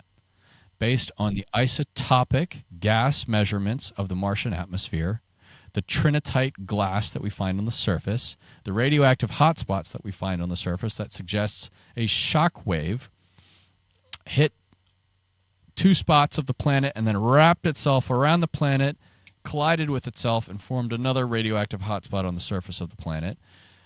This offers a much more dramatic and a much more tragic and a much more frightening explanation as to what happened to the planet. So, we have these great nuclear fears here about destroying ourselves, and Oppenheimer raised this very specific point about destroying destroying the atmosphere of Earth based on a nuclear test. And the explosion necessary on Mars to destroy the atmosphere would have been larger than greater than the energy it took to destroy the dinosaurs based on that meteor impact. So it was much stronger, even stronger than that impact that destroyed the dinosaurs. And this is data that's been collected by NASA, but they don't want to talk about this because this frightens people. It frightened me, and this is why I made the film. And just going one step further about this idea of there possibly being Martians in the past, well, here's another way that I was able to leverage institutions, okay? Because most Americans and most people, okay, I'll just say Americans. Let me just stick with Americans for now. Yeah. Most Americans really respect the military. I'm not talking about wars. I'm not talking about conflicts. I'm not talking about engagements. I'm talking about the people in the military and the military institution, okay? That means something to people. And so when I first heard that the United States Army had what's known as a remote viewing program for at least 2 decades. Well, what is remote viewing? Remote viewing is another way of saying psychic spy program. Now, that sounds like crazy sauce. It sounds like something out of an early James Bond movie, right? But no, this actually really existed. And the way I frame it in the film is it doesn't matter whether or not you believe in remote viewing or psychic spying. What matters is that the U.S. Army cared enough to fund it for at least 2 decades. And what did they do? They used this program to use telepathic powers. I'm not saying I believe in this stuff, but it's awfully compelling that they did this for 20 years, that they used telepathic abilities to look at Mars. And what did they find? What did they observe when they did this? Well, they found entities. All right, we're getting into some really interesting territory here. Believe me, I get it. This starts to sound like a pink elephant in Antarctica. I get it, right? But it doesn't matter whether or not you believe in this stuff. The U.S. Army did this. Okay, why did they do it? I think that the people will respect this information a whole lot more knowing that the U.S. Army did it. And their observations about entities on Mars talking about how they need to find a new planet for them to live because theirs was just destroyed certainly syncs up a lot with Dr. Brandenburg's work about there being a thermonuclear holocaust on the planet. These things have nothing to do with one another, but they're still reaching the same result, the same conclusion about the planet's demise. I find that to be an awfully compelling story, an awfully tragic story, and I'd like to sit anyone down on camera who can explain to me how these things are, how at least Brandenburg's work related to the nuclear holocaust, which is what I tried to do, but no one wanted to answer me, not NASA, not JPL, not Lawrence Livermore, and not the nuclear physicist I found from Georgia Tech. None of them wanted to sit down on camera and refute any of this. Yeah, wow. It's because they can't. So in terms of like it. Advanced intelligent life on Mars that was destroyed and civilizations where people may have built pyramids or their own large face, so if anyone else comes and looks and they're like, yeah, we can see something. What was that life like for them? Was it similar to the pharaohs in the Egypt? Is that if we go back 12,000 years on Earth and look at what Graham Hancock talks about in terms of an advanced ancient civilization, is that how far life on Mars got to based on the evidence or the speculation that we can look into?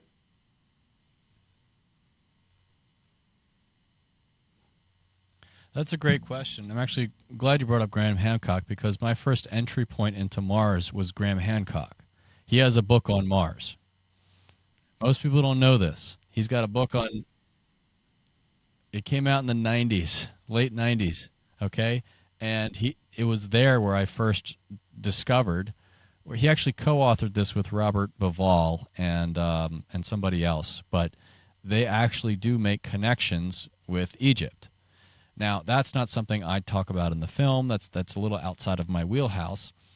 But yes, the question remains, what level of technology did they have? Well, geez, if you've got the level of technology to carve a 3-mile pyramid out of the surrounding landscape, and it's perfectly symmetrical, there must be some high level of intelligence there. As to what that, this is really why we need boots on the ground, because we're talking about a planet that has been essentially a desolate wasteland for, I don't know, 1 billion years maybe. That's a long time with really no activity. So a lot of things really could have eroded or decayed. But some remnants of artifacts and structures, perhaps archaeological ruins, exist, and they really do require a closer inspection. It is really hard to conjecture about what type of people used to live there, but who knows? According to the U.S. Army remote viewing program, if you want to entertain the transcripts that were released, that were declassified by the CIA. Okay, it's online. You can look it up yourself. This is why I made the movie, because there's receipts for this stuff. It's like, it's there. It is publicly accessible by credible institutions. You will find that these transcripts reveal these remote viewers discussing how they're interacting with entities, telling this story about how they're living on this planet, this dying planet, but that there's a certain portion of them that are going and exploring the solar system to try to find a new place to live, meaning they're able to leave the planet. So if you're able to leave the planet, that must mean you at least have rocket technology. So they might have been pretty advanced, and it's sad for me to think about. Here we have what may have been our great ancestors that may have come to Earth because their planet died. Maybe we were once Martians, either microbial or either advanced. And I know that sounds ridiculous to think about, and NASA is never going to talk about this, but I have to say the information is so compelling that I can't discount it. And I think we're only going to know one way or another for 100% certainty if we get there, and people can go dig with shovels and see what we can find. Yeah, there is definitely an argument to be made that if there are pyramids that are very similar to the pyramids that we see in Egypt, and they had advanced technology to get to Earth and create this, because there is just, all the stuff that Graham Hancock has done on the pyramids in Egypt, there is just absolutely still no evidence or understanding of the origins of where this may have come from, right? And, he is trying to prove that there was an advanced civilization, but where did that advanced civilization come from, right? Is it just evolution, or is it from different planet? So I think it's a fascinating thing to study and understand. And there is just so much you got to get there first to do, and so forth, and research. But there's definitely something there, and it may be that we are from Mars, or maybe we're from somewhere else where we came to Mars and then Earth. It's super fascinating. And with the nuclear explosion, I think one of the segments that you had on the film is a guy that was, he's 100% certain that there was a nuclear explosion on Mars. Whether that was the destroyer of the civilization, it got the atmosphere on fire, or whether it was a different alien civilization that may have caused it. Talk to me about that nuclear explosion and how that may have occurred from what you've discovered on doing the film.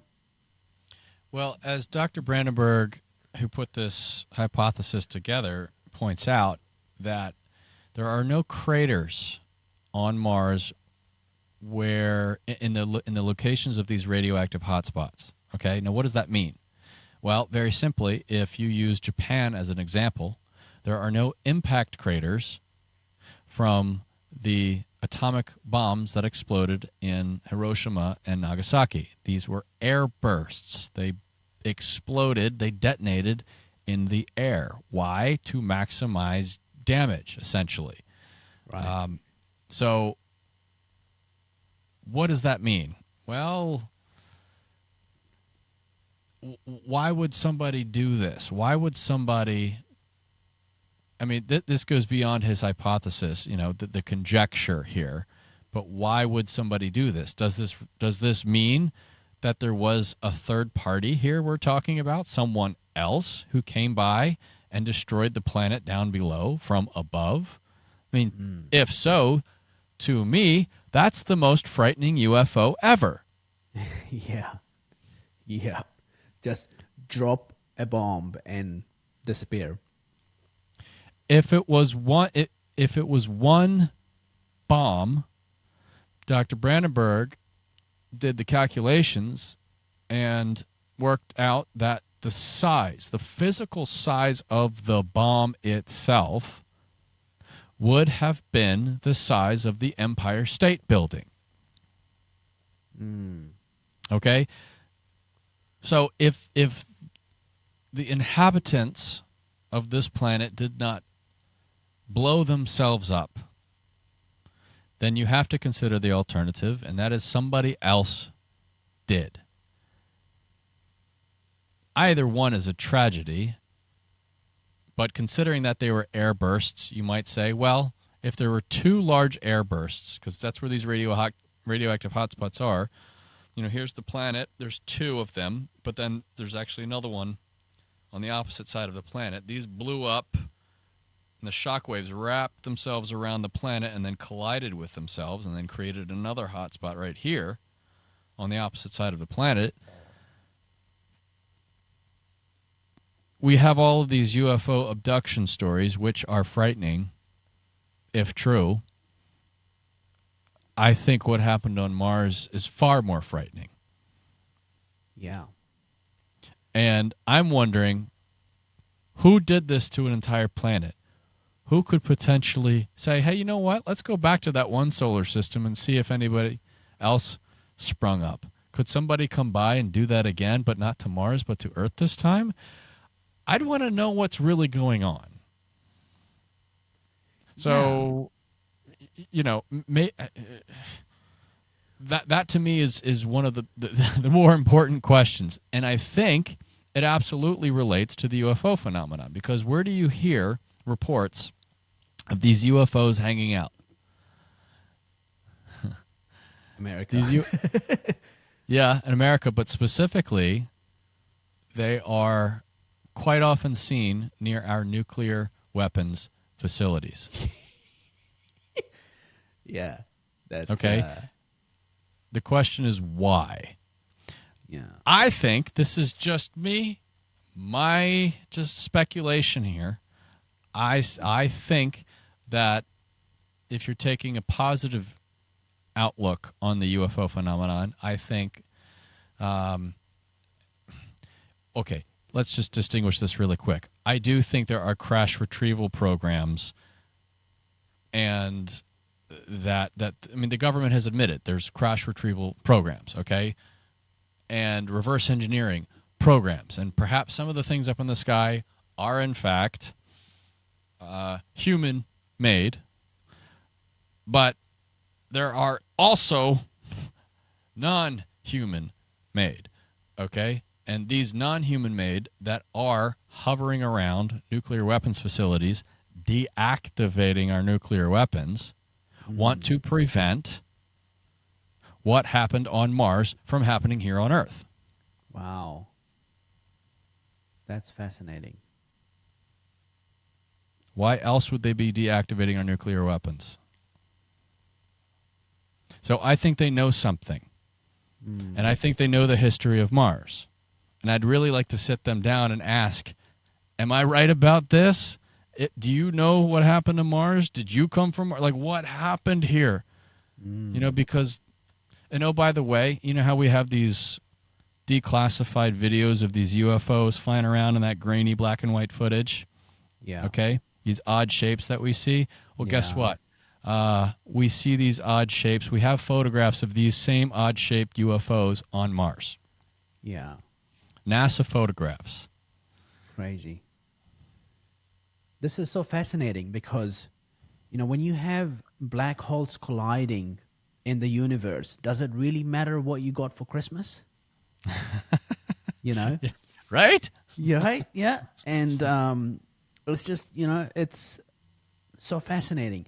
And what do you think the universe actually does? Do you think the universe is there to create blue planets, and blue planets create single cellular lives and multiple cellular lives, and then intelligence and human beings that have motivations, and they build nuclear weapons, they do they compete, this desire of competition drives everything forward and doesn't leave us into this just state of meditative zen that some people in the world want to achieve. They think humans should just evolve into this zen state and just stay there, and artificial intelligence becomes godlike creatures, and that's the next evolution, and then the blue planet turns into the red planet, and then there's another blue planet.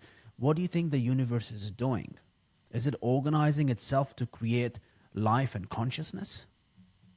That's a good question. Who knows for sure? But here's what I hear. Okay, what I hear from people who examine this question in detail, and I'm not one of them, I'm fascinated by the question, but if you subscribe to the fact that there are higher dimensional beings than us, beings that exist not in a physical form but in an energy form, okay, then the universe as we know it is a physical manifestation of existence, which offers something wholly unique that you can't get as an as a as an as a as an energetic life form. As a being of energy, you cannot exist in the same way that a physical being can. So this physical existence is something that is wholly unique to us. And if you are a being of energy, now look, this is not my area of expertise. This is not what I'm here to talk about, but this is just what I hear from other people. Okay. And this is obviously speculation. We're just kind of making things up here. We're just sort of entertaining ideas here. But if this universal sandbox that we call the universe is just here for us to have fun with, for better or for worse, that offers a wholly unique experience that you cannot get as a being of energy, then there might be no purpose. It just might be, the purpose might just be to exist and to feel what it feels like being in a physical body. I don't know if there really is a purpose at that point. But again, I'm not the right person to ask. It's just fun to entertain and bullshit about. Yeah, yeah, of course. Bobby Azarian is one of those guys who's done a book on how the universe is organizing itself and creating life and consciousness. He was on Joe Rogan as well. It was a very fascinating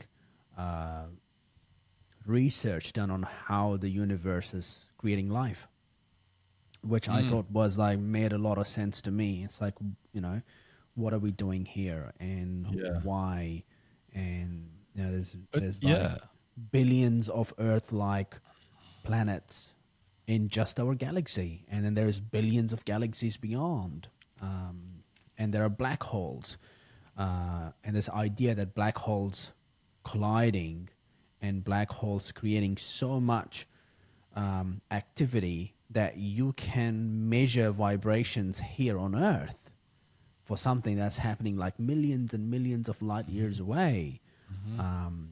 And the James Webb Telescope, there's so much fascinating things going on.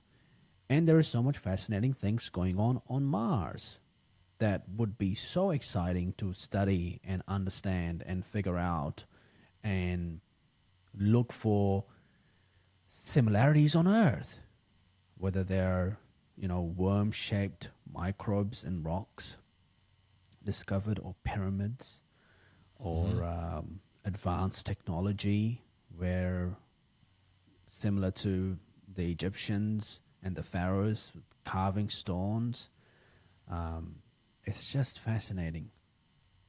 Super fascinating. Yes, it is. I made a recent contact. Her name is Dr. Allison Brown, and this is her line of work. This examination of beings of energy versus beings of physicality, she could speak a little bit more eloquently on the subject. But I just picked up what I told you. Picked up a lot from her, and it's just a fascinating, alternative way of trying to figure out what's really going on here. So amazing. So what's next for you? Are you gonna do another film, or? Well, you did bring up the idea earlier. I did ask myself what to do next, and since the film has come out, I decided what's next is not another film, but the continuation of this work, but as a web series. So for the past, let's say, 6 months or so, I have been developing this web series and continuing in doing interviews with some of the same people in the film as well as new people who I find. And on my YouTube channel right now, you can find, let's say, a half dozen or more videos that have been produced since the film has come out, continuing the Blue Planet Red line of work. And I've got some other interviews coming up. My process takes a little bit longer because I'm trying to do things as professionally as I can, using professional quality video camera equipment and traveling on site when I can. I did just interview a guy in South Africa who spends a lot of his free time examining NASA orbiter photographs and finding a lot of strange things. And we picked out 10 of his best finds, and that's going to be the next video that I release. Is a lot of his discoveries, which please, for you watching, look at this stuff and tell me how nature creates some of these things. I can't explain it, and I just find he's just an independent researcher. He just does this in his spare time, and it's world-class work. He's a new contact of mine. I wasn't able to get him in the film, but I'm able to dedicate a 2-hour, solo interview with him, which will be, released on my YouTube channel within the next month or so. So, this web series is really what I've got going on right now. It's a way for people to get familiar with the Blue Planet Red environment. Ultimately, it also serves as an advertisement for the film itself, which is on Vimeo. So that's really what I want. That's what I want people's entry point to be. But it's not. It doesn't always work out that way. So I want to try to have some stuff on the web available for free for people to watch. But ultimately, what I have in the film, it's the whole picture condensed into one. Okay, and the web series is just one particular thing. So anyway, and I also want to. I think that's the way to do it, and also get it on X. Do the same thing you do with Vimeo and YouTube, and having your content on X. It's a really smart way of pushing it to a different audience. And one of the guys that I want to see back, and I think that was like the favorite guy on your film that I loved, is this guy with this red hair, and he's just got 12 dogs, and he's doing what you're talking about, like just spending his nights looking through images of Mars and finding all these different structures. I thought he was like a really crazy cool guy, and I'd love to see more of his stuff and doing more content with him. That would be really, really cool. Yes, let me just so his name is Gary Legier. He lives out in Colorado, and every night he just goes on the Google Earth program to sift through just the entire landscape of Mars, finding new things. And since the film has come out, he has even found additional things that did make it in the film, because he found them after the film was made. And I'm telling you, I'm looking at this stuff, I'm like, this doesn't look like a natural landform to me. And he continues to find these things. And at first I was only going to feature his work in the film, and then I discovered this guy's a real character here. I would love for him to be in this film, because it just shows that, again, NASA is publishing these photos, but they're not publicizing them. They're not going through and drawing things out and highlighting them for the public. You have to rely on independent researchers, and Gary is a good friend of mine, and he's an independent researcher, and we don't see eye to eye on everything, but for Mars, we're on the same team here. And he is one of the, you got to hand it to these guys who do nothing but spend hours of their time, hours and hours and hours, thousands of hours of their free time sifting through NASA images for the benefit of the public. I mean, you got to hand it to these guys. It's only because they have spent so many hours and perhaps even years of their life dedicated to this that I'm able to put this story together. And Gary, if you're listening, keep up the good work, brother, because Yeah. Gary's is one of these independent Mars researchers who just finds some incredible stuff, man. I'm just like, Yeah. man, what is going on here? Why isn't Yeah. NASA should be doing this, but they're not. So Yeah. Gary, It's thank you crazy. for picking up the slack. Yeah, Gary, keep going, man. Um, do you are you gonna do any more stuff and trying to get NASA on this journey and do more of look into more what you're doing and perhaps prioritize in refocusing the resources and finding life on Mars and get some sterilized rovers on these areas that they don't want to go to where there is water on mountains, and clearly there needs to be something done with NASA in trying to focus on the right things on Mars.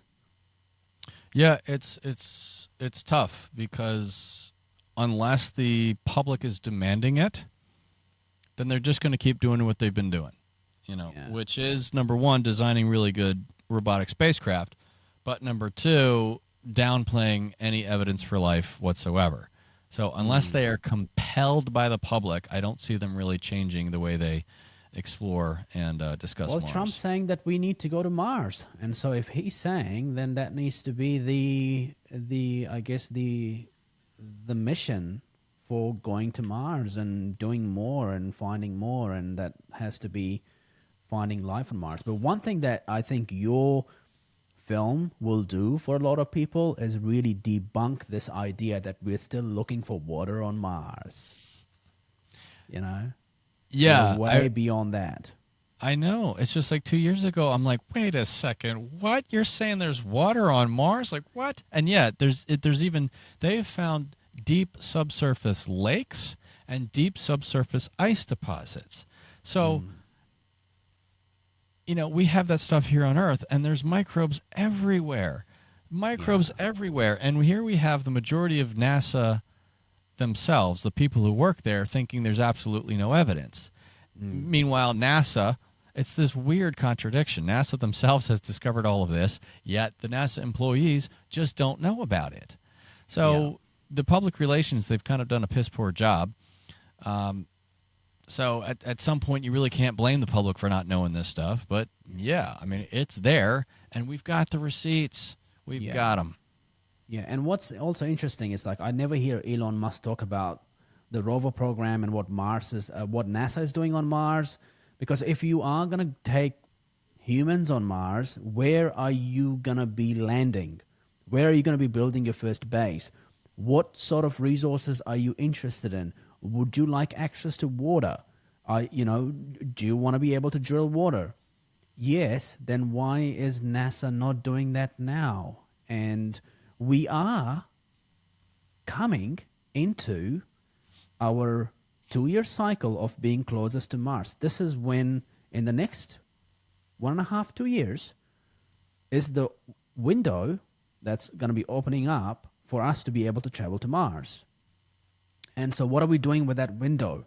Are we sending rovers? Are we sending Starship to get in there and look at scouting locations, start drilling into these frozen lakes? What's in there? Can we use that? Study the atmosphere. How do we create the fuel? What do we need for the stations? Are we going to be using the rocks on the ground to build a base? What does the structure look like with the base? Is it a glass dome? Study the weather. Maybe drop some Starlinks into the orbit and create a chain of internet connectivity. There's a lot to do. There's a lot of stuff to do. And the window is opening up. So why don't we use that? But I'm not hearing a lot of stuff that's going on, and there seems to be something that needs to be done about getting these resources organized and focused on getting boots on the ground. And part of that is understanding microbes and understanding what's there and how do you integrate on Mars and that atmosphere and the axis being tilted and all sorts of different things that you want to study. So I think now is the time to get on with it. Yes, NASA's interest, they're still searching for life, but really they've moved on beyond Mars. They're They say with regard to Mars, they are looking for ancient signs of life. Now, what does this mean? It means they can get away with not looking for current signs of life. Okay, because they've already said, oh, well, there's no evidence for current signs of life. So let's not talk about that anymore. Let's just look for ancient signs of life, and therefore we can keep moving the goalpost and not really have to divulge anything that we find because, they're of the opinion that they're not going to find anything and have since moved on to the outer moons of the solar system, Saturn and Jupiter, because some of these are ice-encrusted water, underneath, where they think there's a high likelihood they'll find life due to the high water content of these outer moons. Yes, they're probably right. However, practically speaking, it's going to be next to impossible to get there within our human life, within our lifetime, just because they're so far out. It's so costly to get there. And the search for life isn't really profitable. It doesn't really do much. Getting people to these places does. But the search for life and the discovery of life complicates things. So yeah, it's like almost like I'm a bit NASA is in the cynical. business of geology, and everything that they do in the International Space Station is like, how is that profitable, and how are they making money from that? Then this ability to search for life, and if you can, Yeah, and if you can we've find had life on Mars, it's how it supports human life in many ways. well, yes, we've had 50 years of sending things to Mars, and we've only sent life detection experiments one time in 1976. And because they didn't find life there, quote unquote, they decided, well, there's no reason to continue searching for life there. But they were wrong in 1976. And since then, like I said in the beginning of this podcast episode, we found more evidence for life there. They don't want to bring it up because they don't want a public relations fiasco, because they were talking about sending these Viking missions to Mars and discovering life there, the prospect and likelihood of discovering life there. But when the results came back sort of challenging what their preconceived notions were, they weren't really sure what to do with that. So they just sort of swept it under the rug and moved on. And, there's promise now in looking at these outer moons. There's promise looking in the atmospheres of exoplanets. This is what the James Webb Space Telescope is looking at. Oh, we found an Earth-like planet 10 light years away, and we think and they've even observed in the atmosphere of exoplanets this thing I mentioned earlier, dimethyl sulfide. Dimethyl sulfide is found in exoplanets that the James Webb Telescope has observed. This is something that is only produced by active microbial life. Yeah. So, but that's so hard to get to.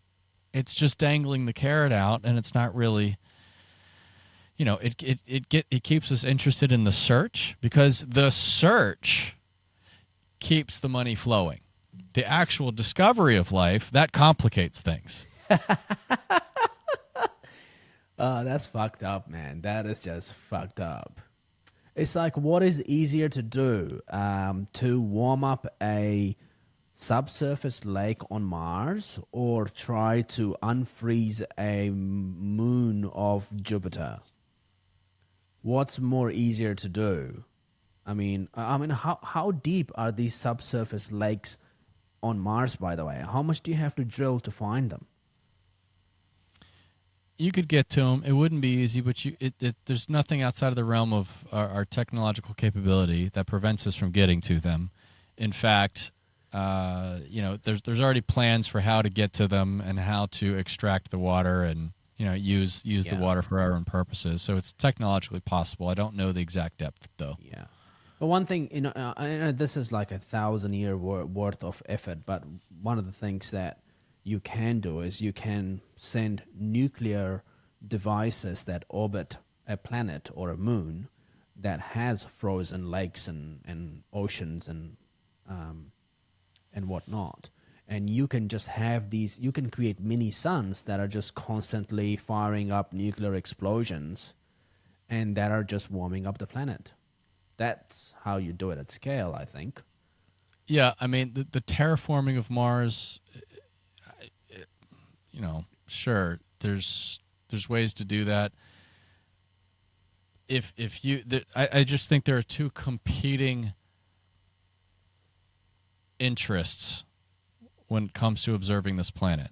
There's getting humans there and making a colony.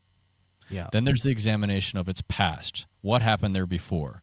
And if there was somebody living there before, what happened? Why aren't they there anymore? Can't we understand that first before we completely change the surface and the habitability of the planet to suit our needs? Isn't that interesting enough? Yeah. It seems that we have chosen to destroy it. Destroy it before we get there, you know?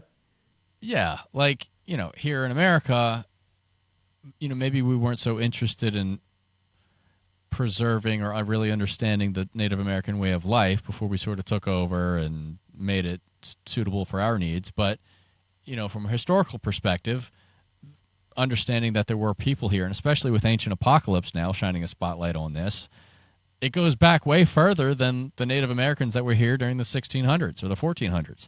It goes back 10, 20,000 years. Like, who are those people?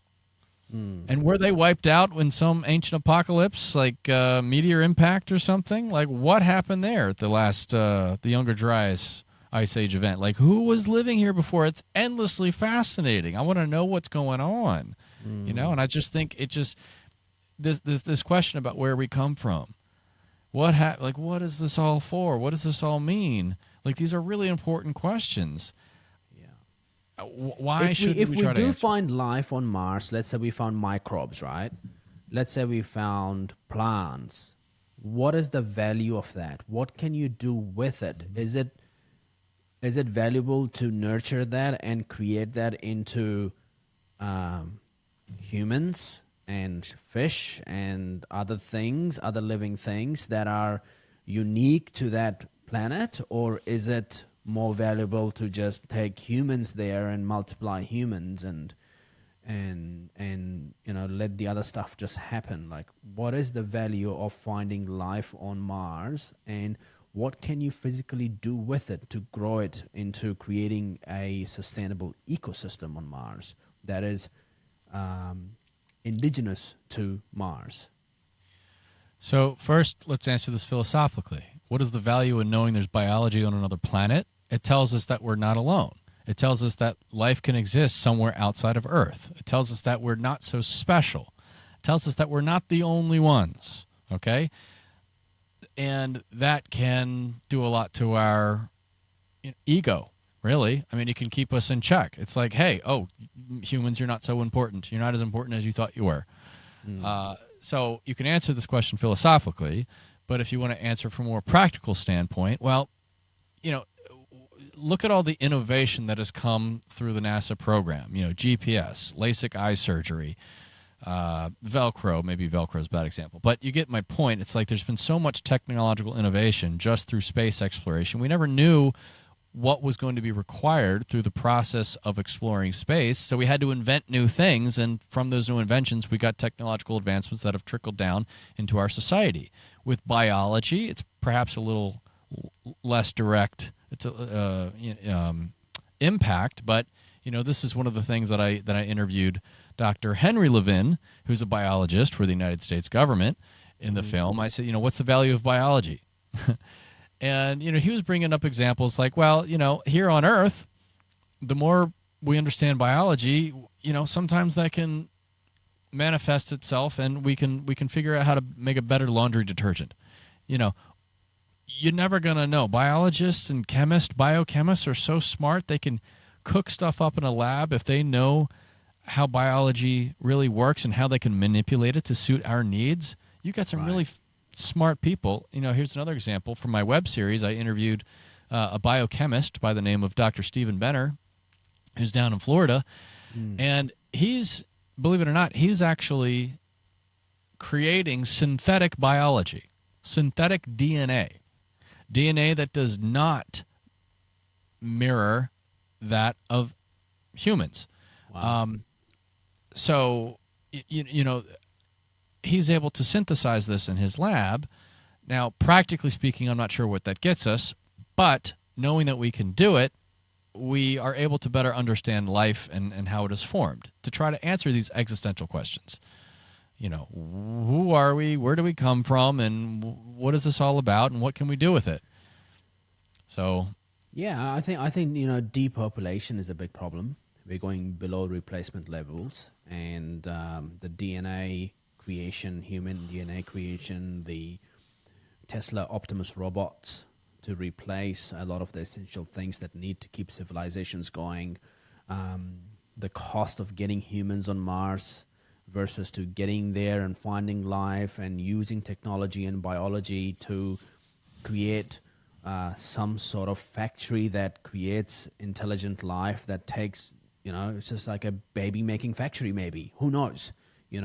All the crazy things you can do with technology today. So it's an interesting question to explore in understanding the value of life on Mars, from microbes to whatever it can be that sustains human life on Mars and adds value to life on Earth. well, yes, exactly. I mean, just look at our study of biology here on Earth. You know, if we look at jellyfish, there's certain species of jellyfish that can sort of just regenerate over and over and over again and sort of live forever. Yeah. Okay, what mechanism does that? Can we exploit that and manipulate it and make it so humans can do something like that? You know, without Right. studying biology in that way, we might not be able to make advancements in our own evolution. For our own longevity and things of that nature. So biology is an up and coming field. There's lots of people who are studying biology today who are discovering all sorts of things. So who knows what Mars might have for us in the way of answers? Does the life that exists there is that the same as the life that exists here, or is it genetically different? You know, and understanding that I think primarily it is a philosophical Yeah. examination of this. But once we get past that, then the really smart people come in and can figure out how we can make it practical for our own benefit. Yeah. What do There's we one thing know that about? humans are really good at, and that is exploiting our natural resources. Yeah, exactly. What do we know about the soil on Mars if we have discovered traces of plants? What do we know about the soil? Well, number one, NASA will call it regolith, Okay. and that means soil that does not have any life in it. Because when you Right. say soil, it means it has microbes and decayed matter in there, organic matter in there. But Yeah. I always refer to it as soil. And while if I was a betting man, I know where I'd put my money on whether or not there's evidence for life on Mars. I don't go so far as saying proof because that's a bit sensational. And I want to make sure that people understand that I'm an honest broker and that I'm just simply saying evidence for right now.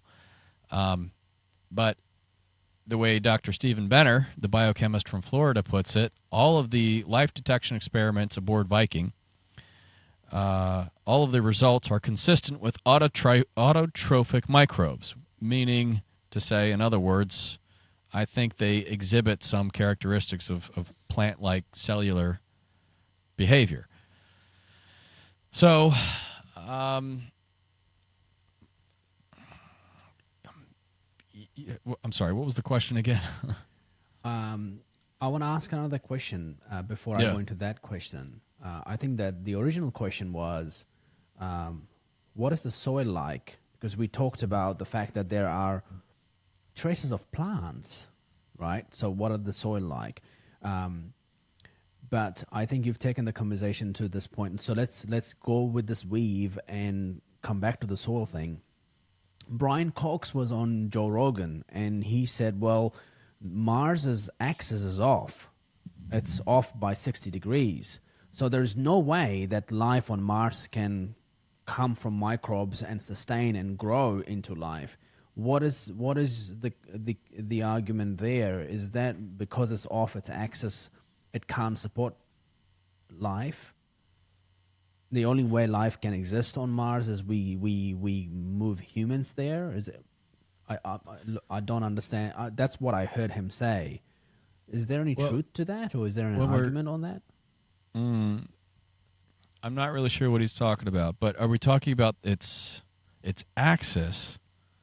Yeah, I'm not too sure myself, but he used that as a confident reason to explain why Okay. there's no reason for life to have existed there. I don't know. Okay. Well, let me answer this. Well, if he's talking about the axis, the way the planet tilts, Yeah, okay, the planet tilts the same way Earth does. right. That 23, 24 degrees. It's the same tilt.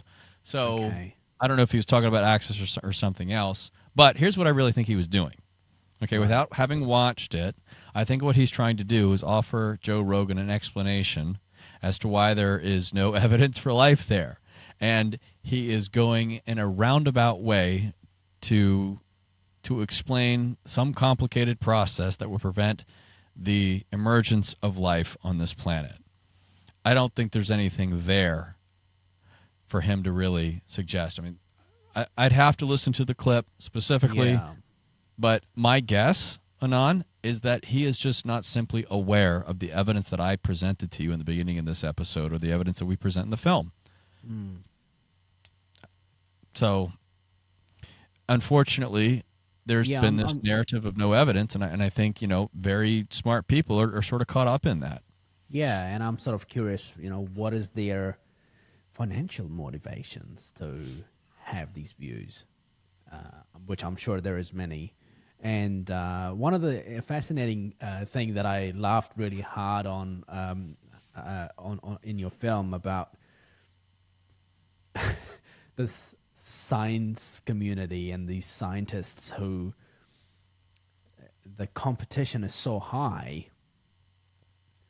that it's almost like things can get a little bit intense within this community of how the likes of Neil, what's his name, Neil Tyson Grace, or their ability to kind of control information and control this ecosystem of peer reviews and how information is validated as true. And I think Eric Weinstein was on Joe Rogan with Terrence Howard, who was there to sort of explain his theories. And so it's interesting how they treat the outsiders who have theories and knowledge and information about the universe and Mars. And Yes, it is. As I discovered, I think the moment you're talking about is the scientific conference where, they're right on the verge of having a fist fight.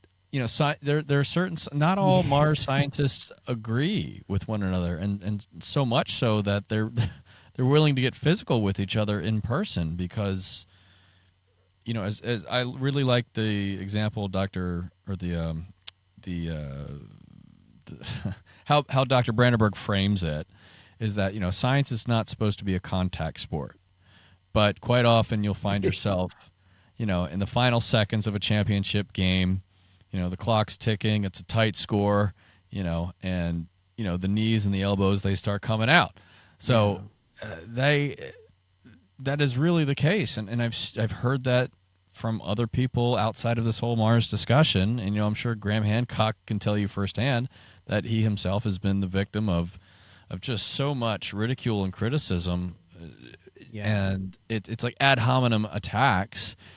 They're not refuting the data. They're trying to dismiss him. They're trying to discredit him based on something that's not even relevant to the work at all. yeah, Unfortunately, scientists are humans. They're people too. They have feelings. They have entire careers they've based their work on, and it's really hard to say I was wrong. yeah. And I think that Bob Lazar went through the same thing. I mean, boy, he copped some shit for years. Yeah, and credit goes to him. He's such a peaceful guy such a non-confrontational guy, and he's just, look, this is what I did. Take it or leave it. It's up to you. I don't really want to be here. I have no financial gain from this. And so it just adds to his credibility, in my opinion. But, there are so many people, like I said, covering UFOs today. Very few people looking at Mars beyond the scope of the Humans of Mars initiative or the size of Elon Musk's rockets. Like, it's cool. Believe me, it's cool seeing those huge rockets lift off, and he's catching rockets and they're landing back down on here on Earth. But that is just that is, in my opinion, just a really insignificant part of the story here. Yes, getting humans there is significant. The actual tech we use, okay, that's fun in the moment, but really the history here, where we come from, what happened, is one of those questions I think that we need answered sooner rather than later before we go to Mars and potentially destroy any evidence of a previous civilization.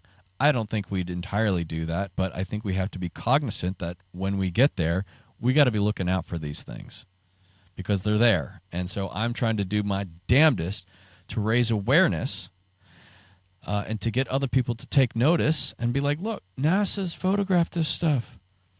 They've published papers on this stuff, but they just don't make a big deal about it in the press. Why? Because it's inconvenient for any initiatives that they have.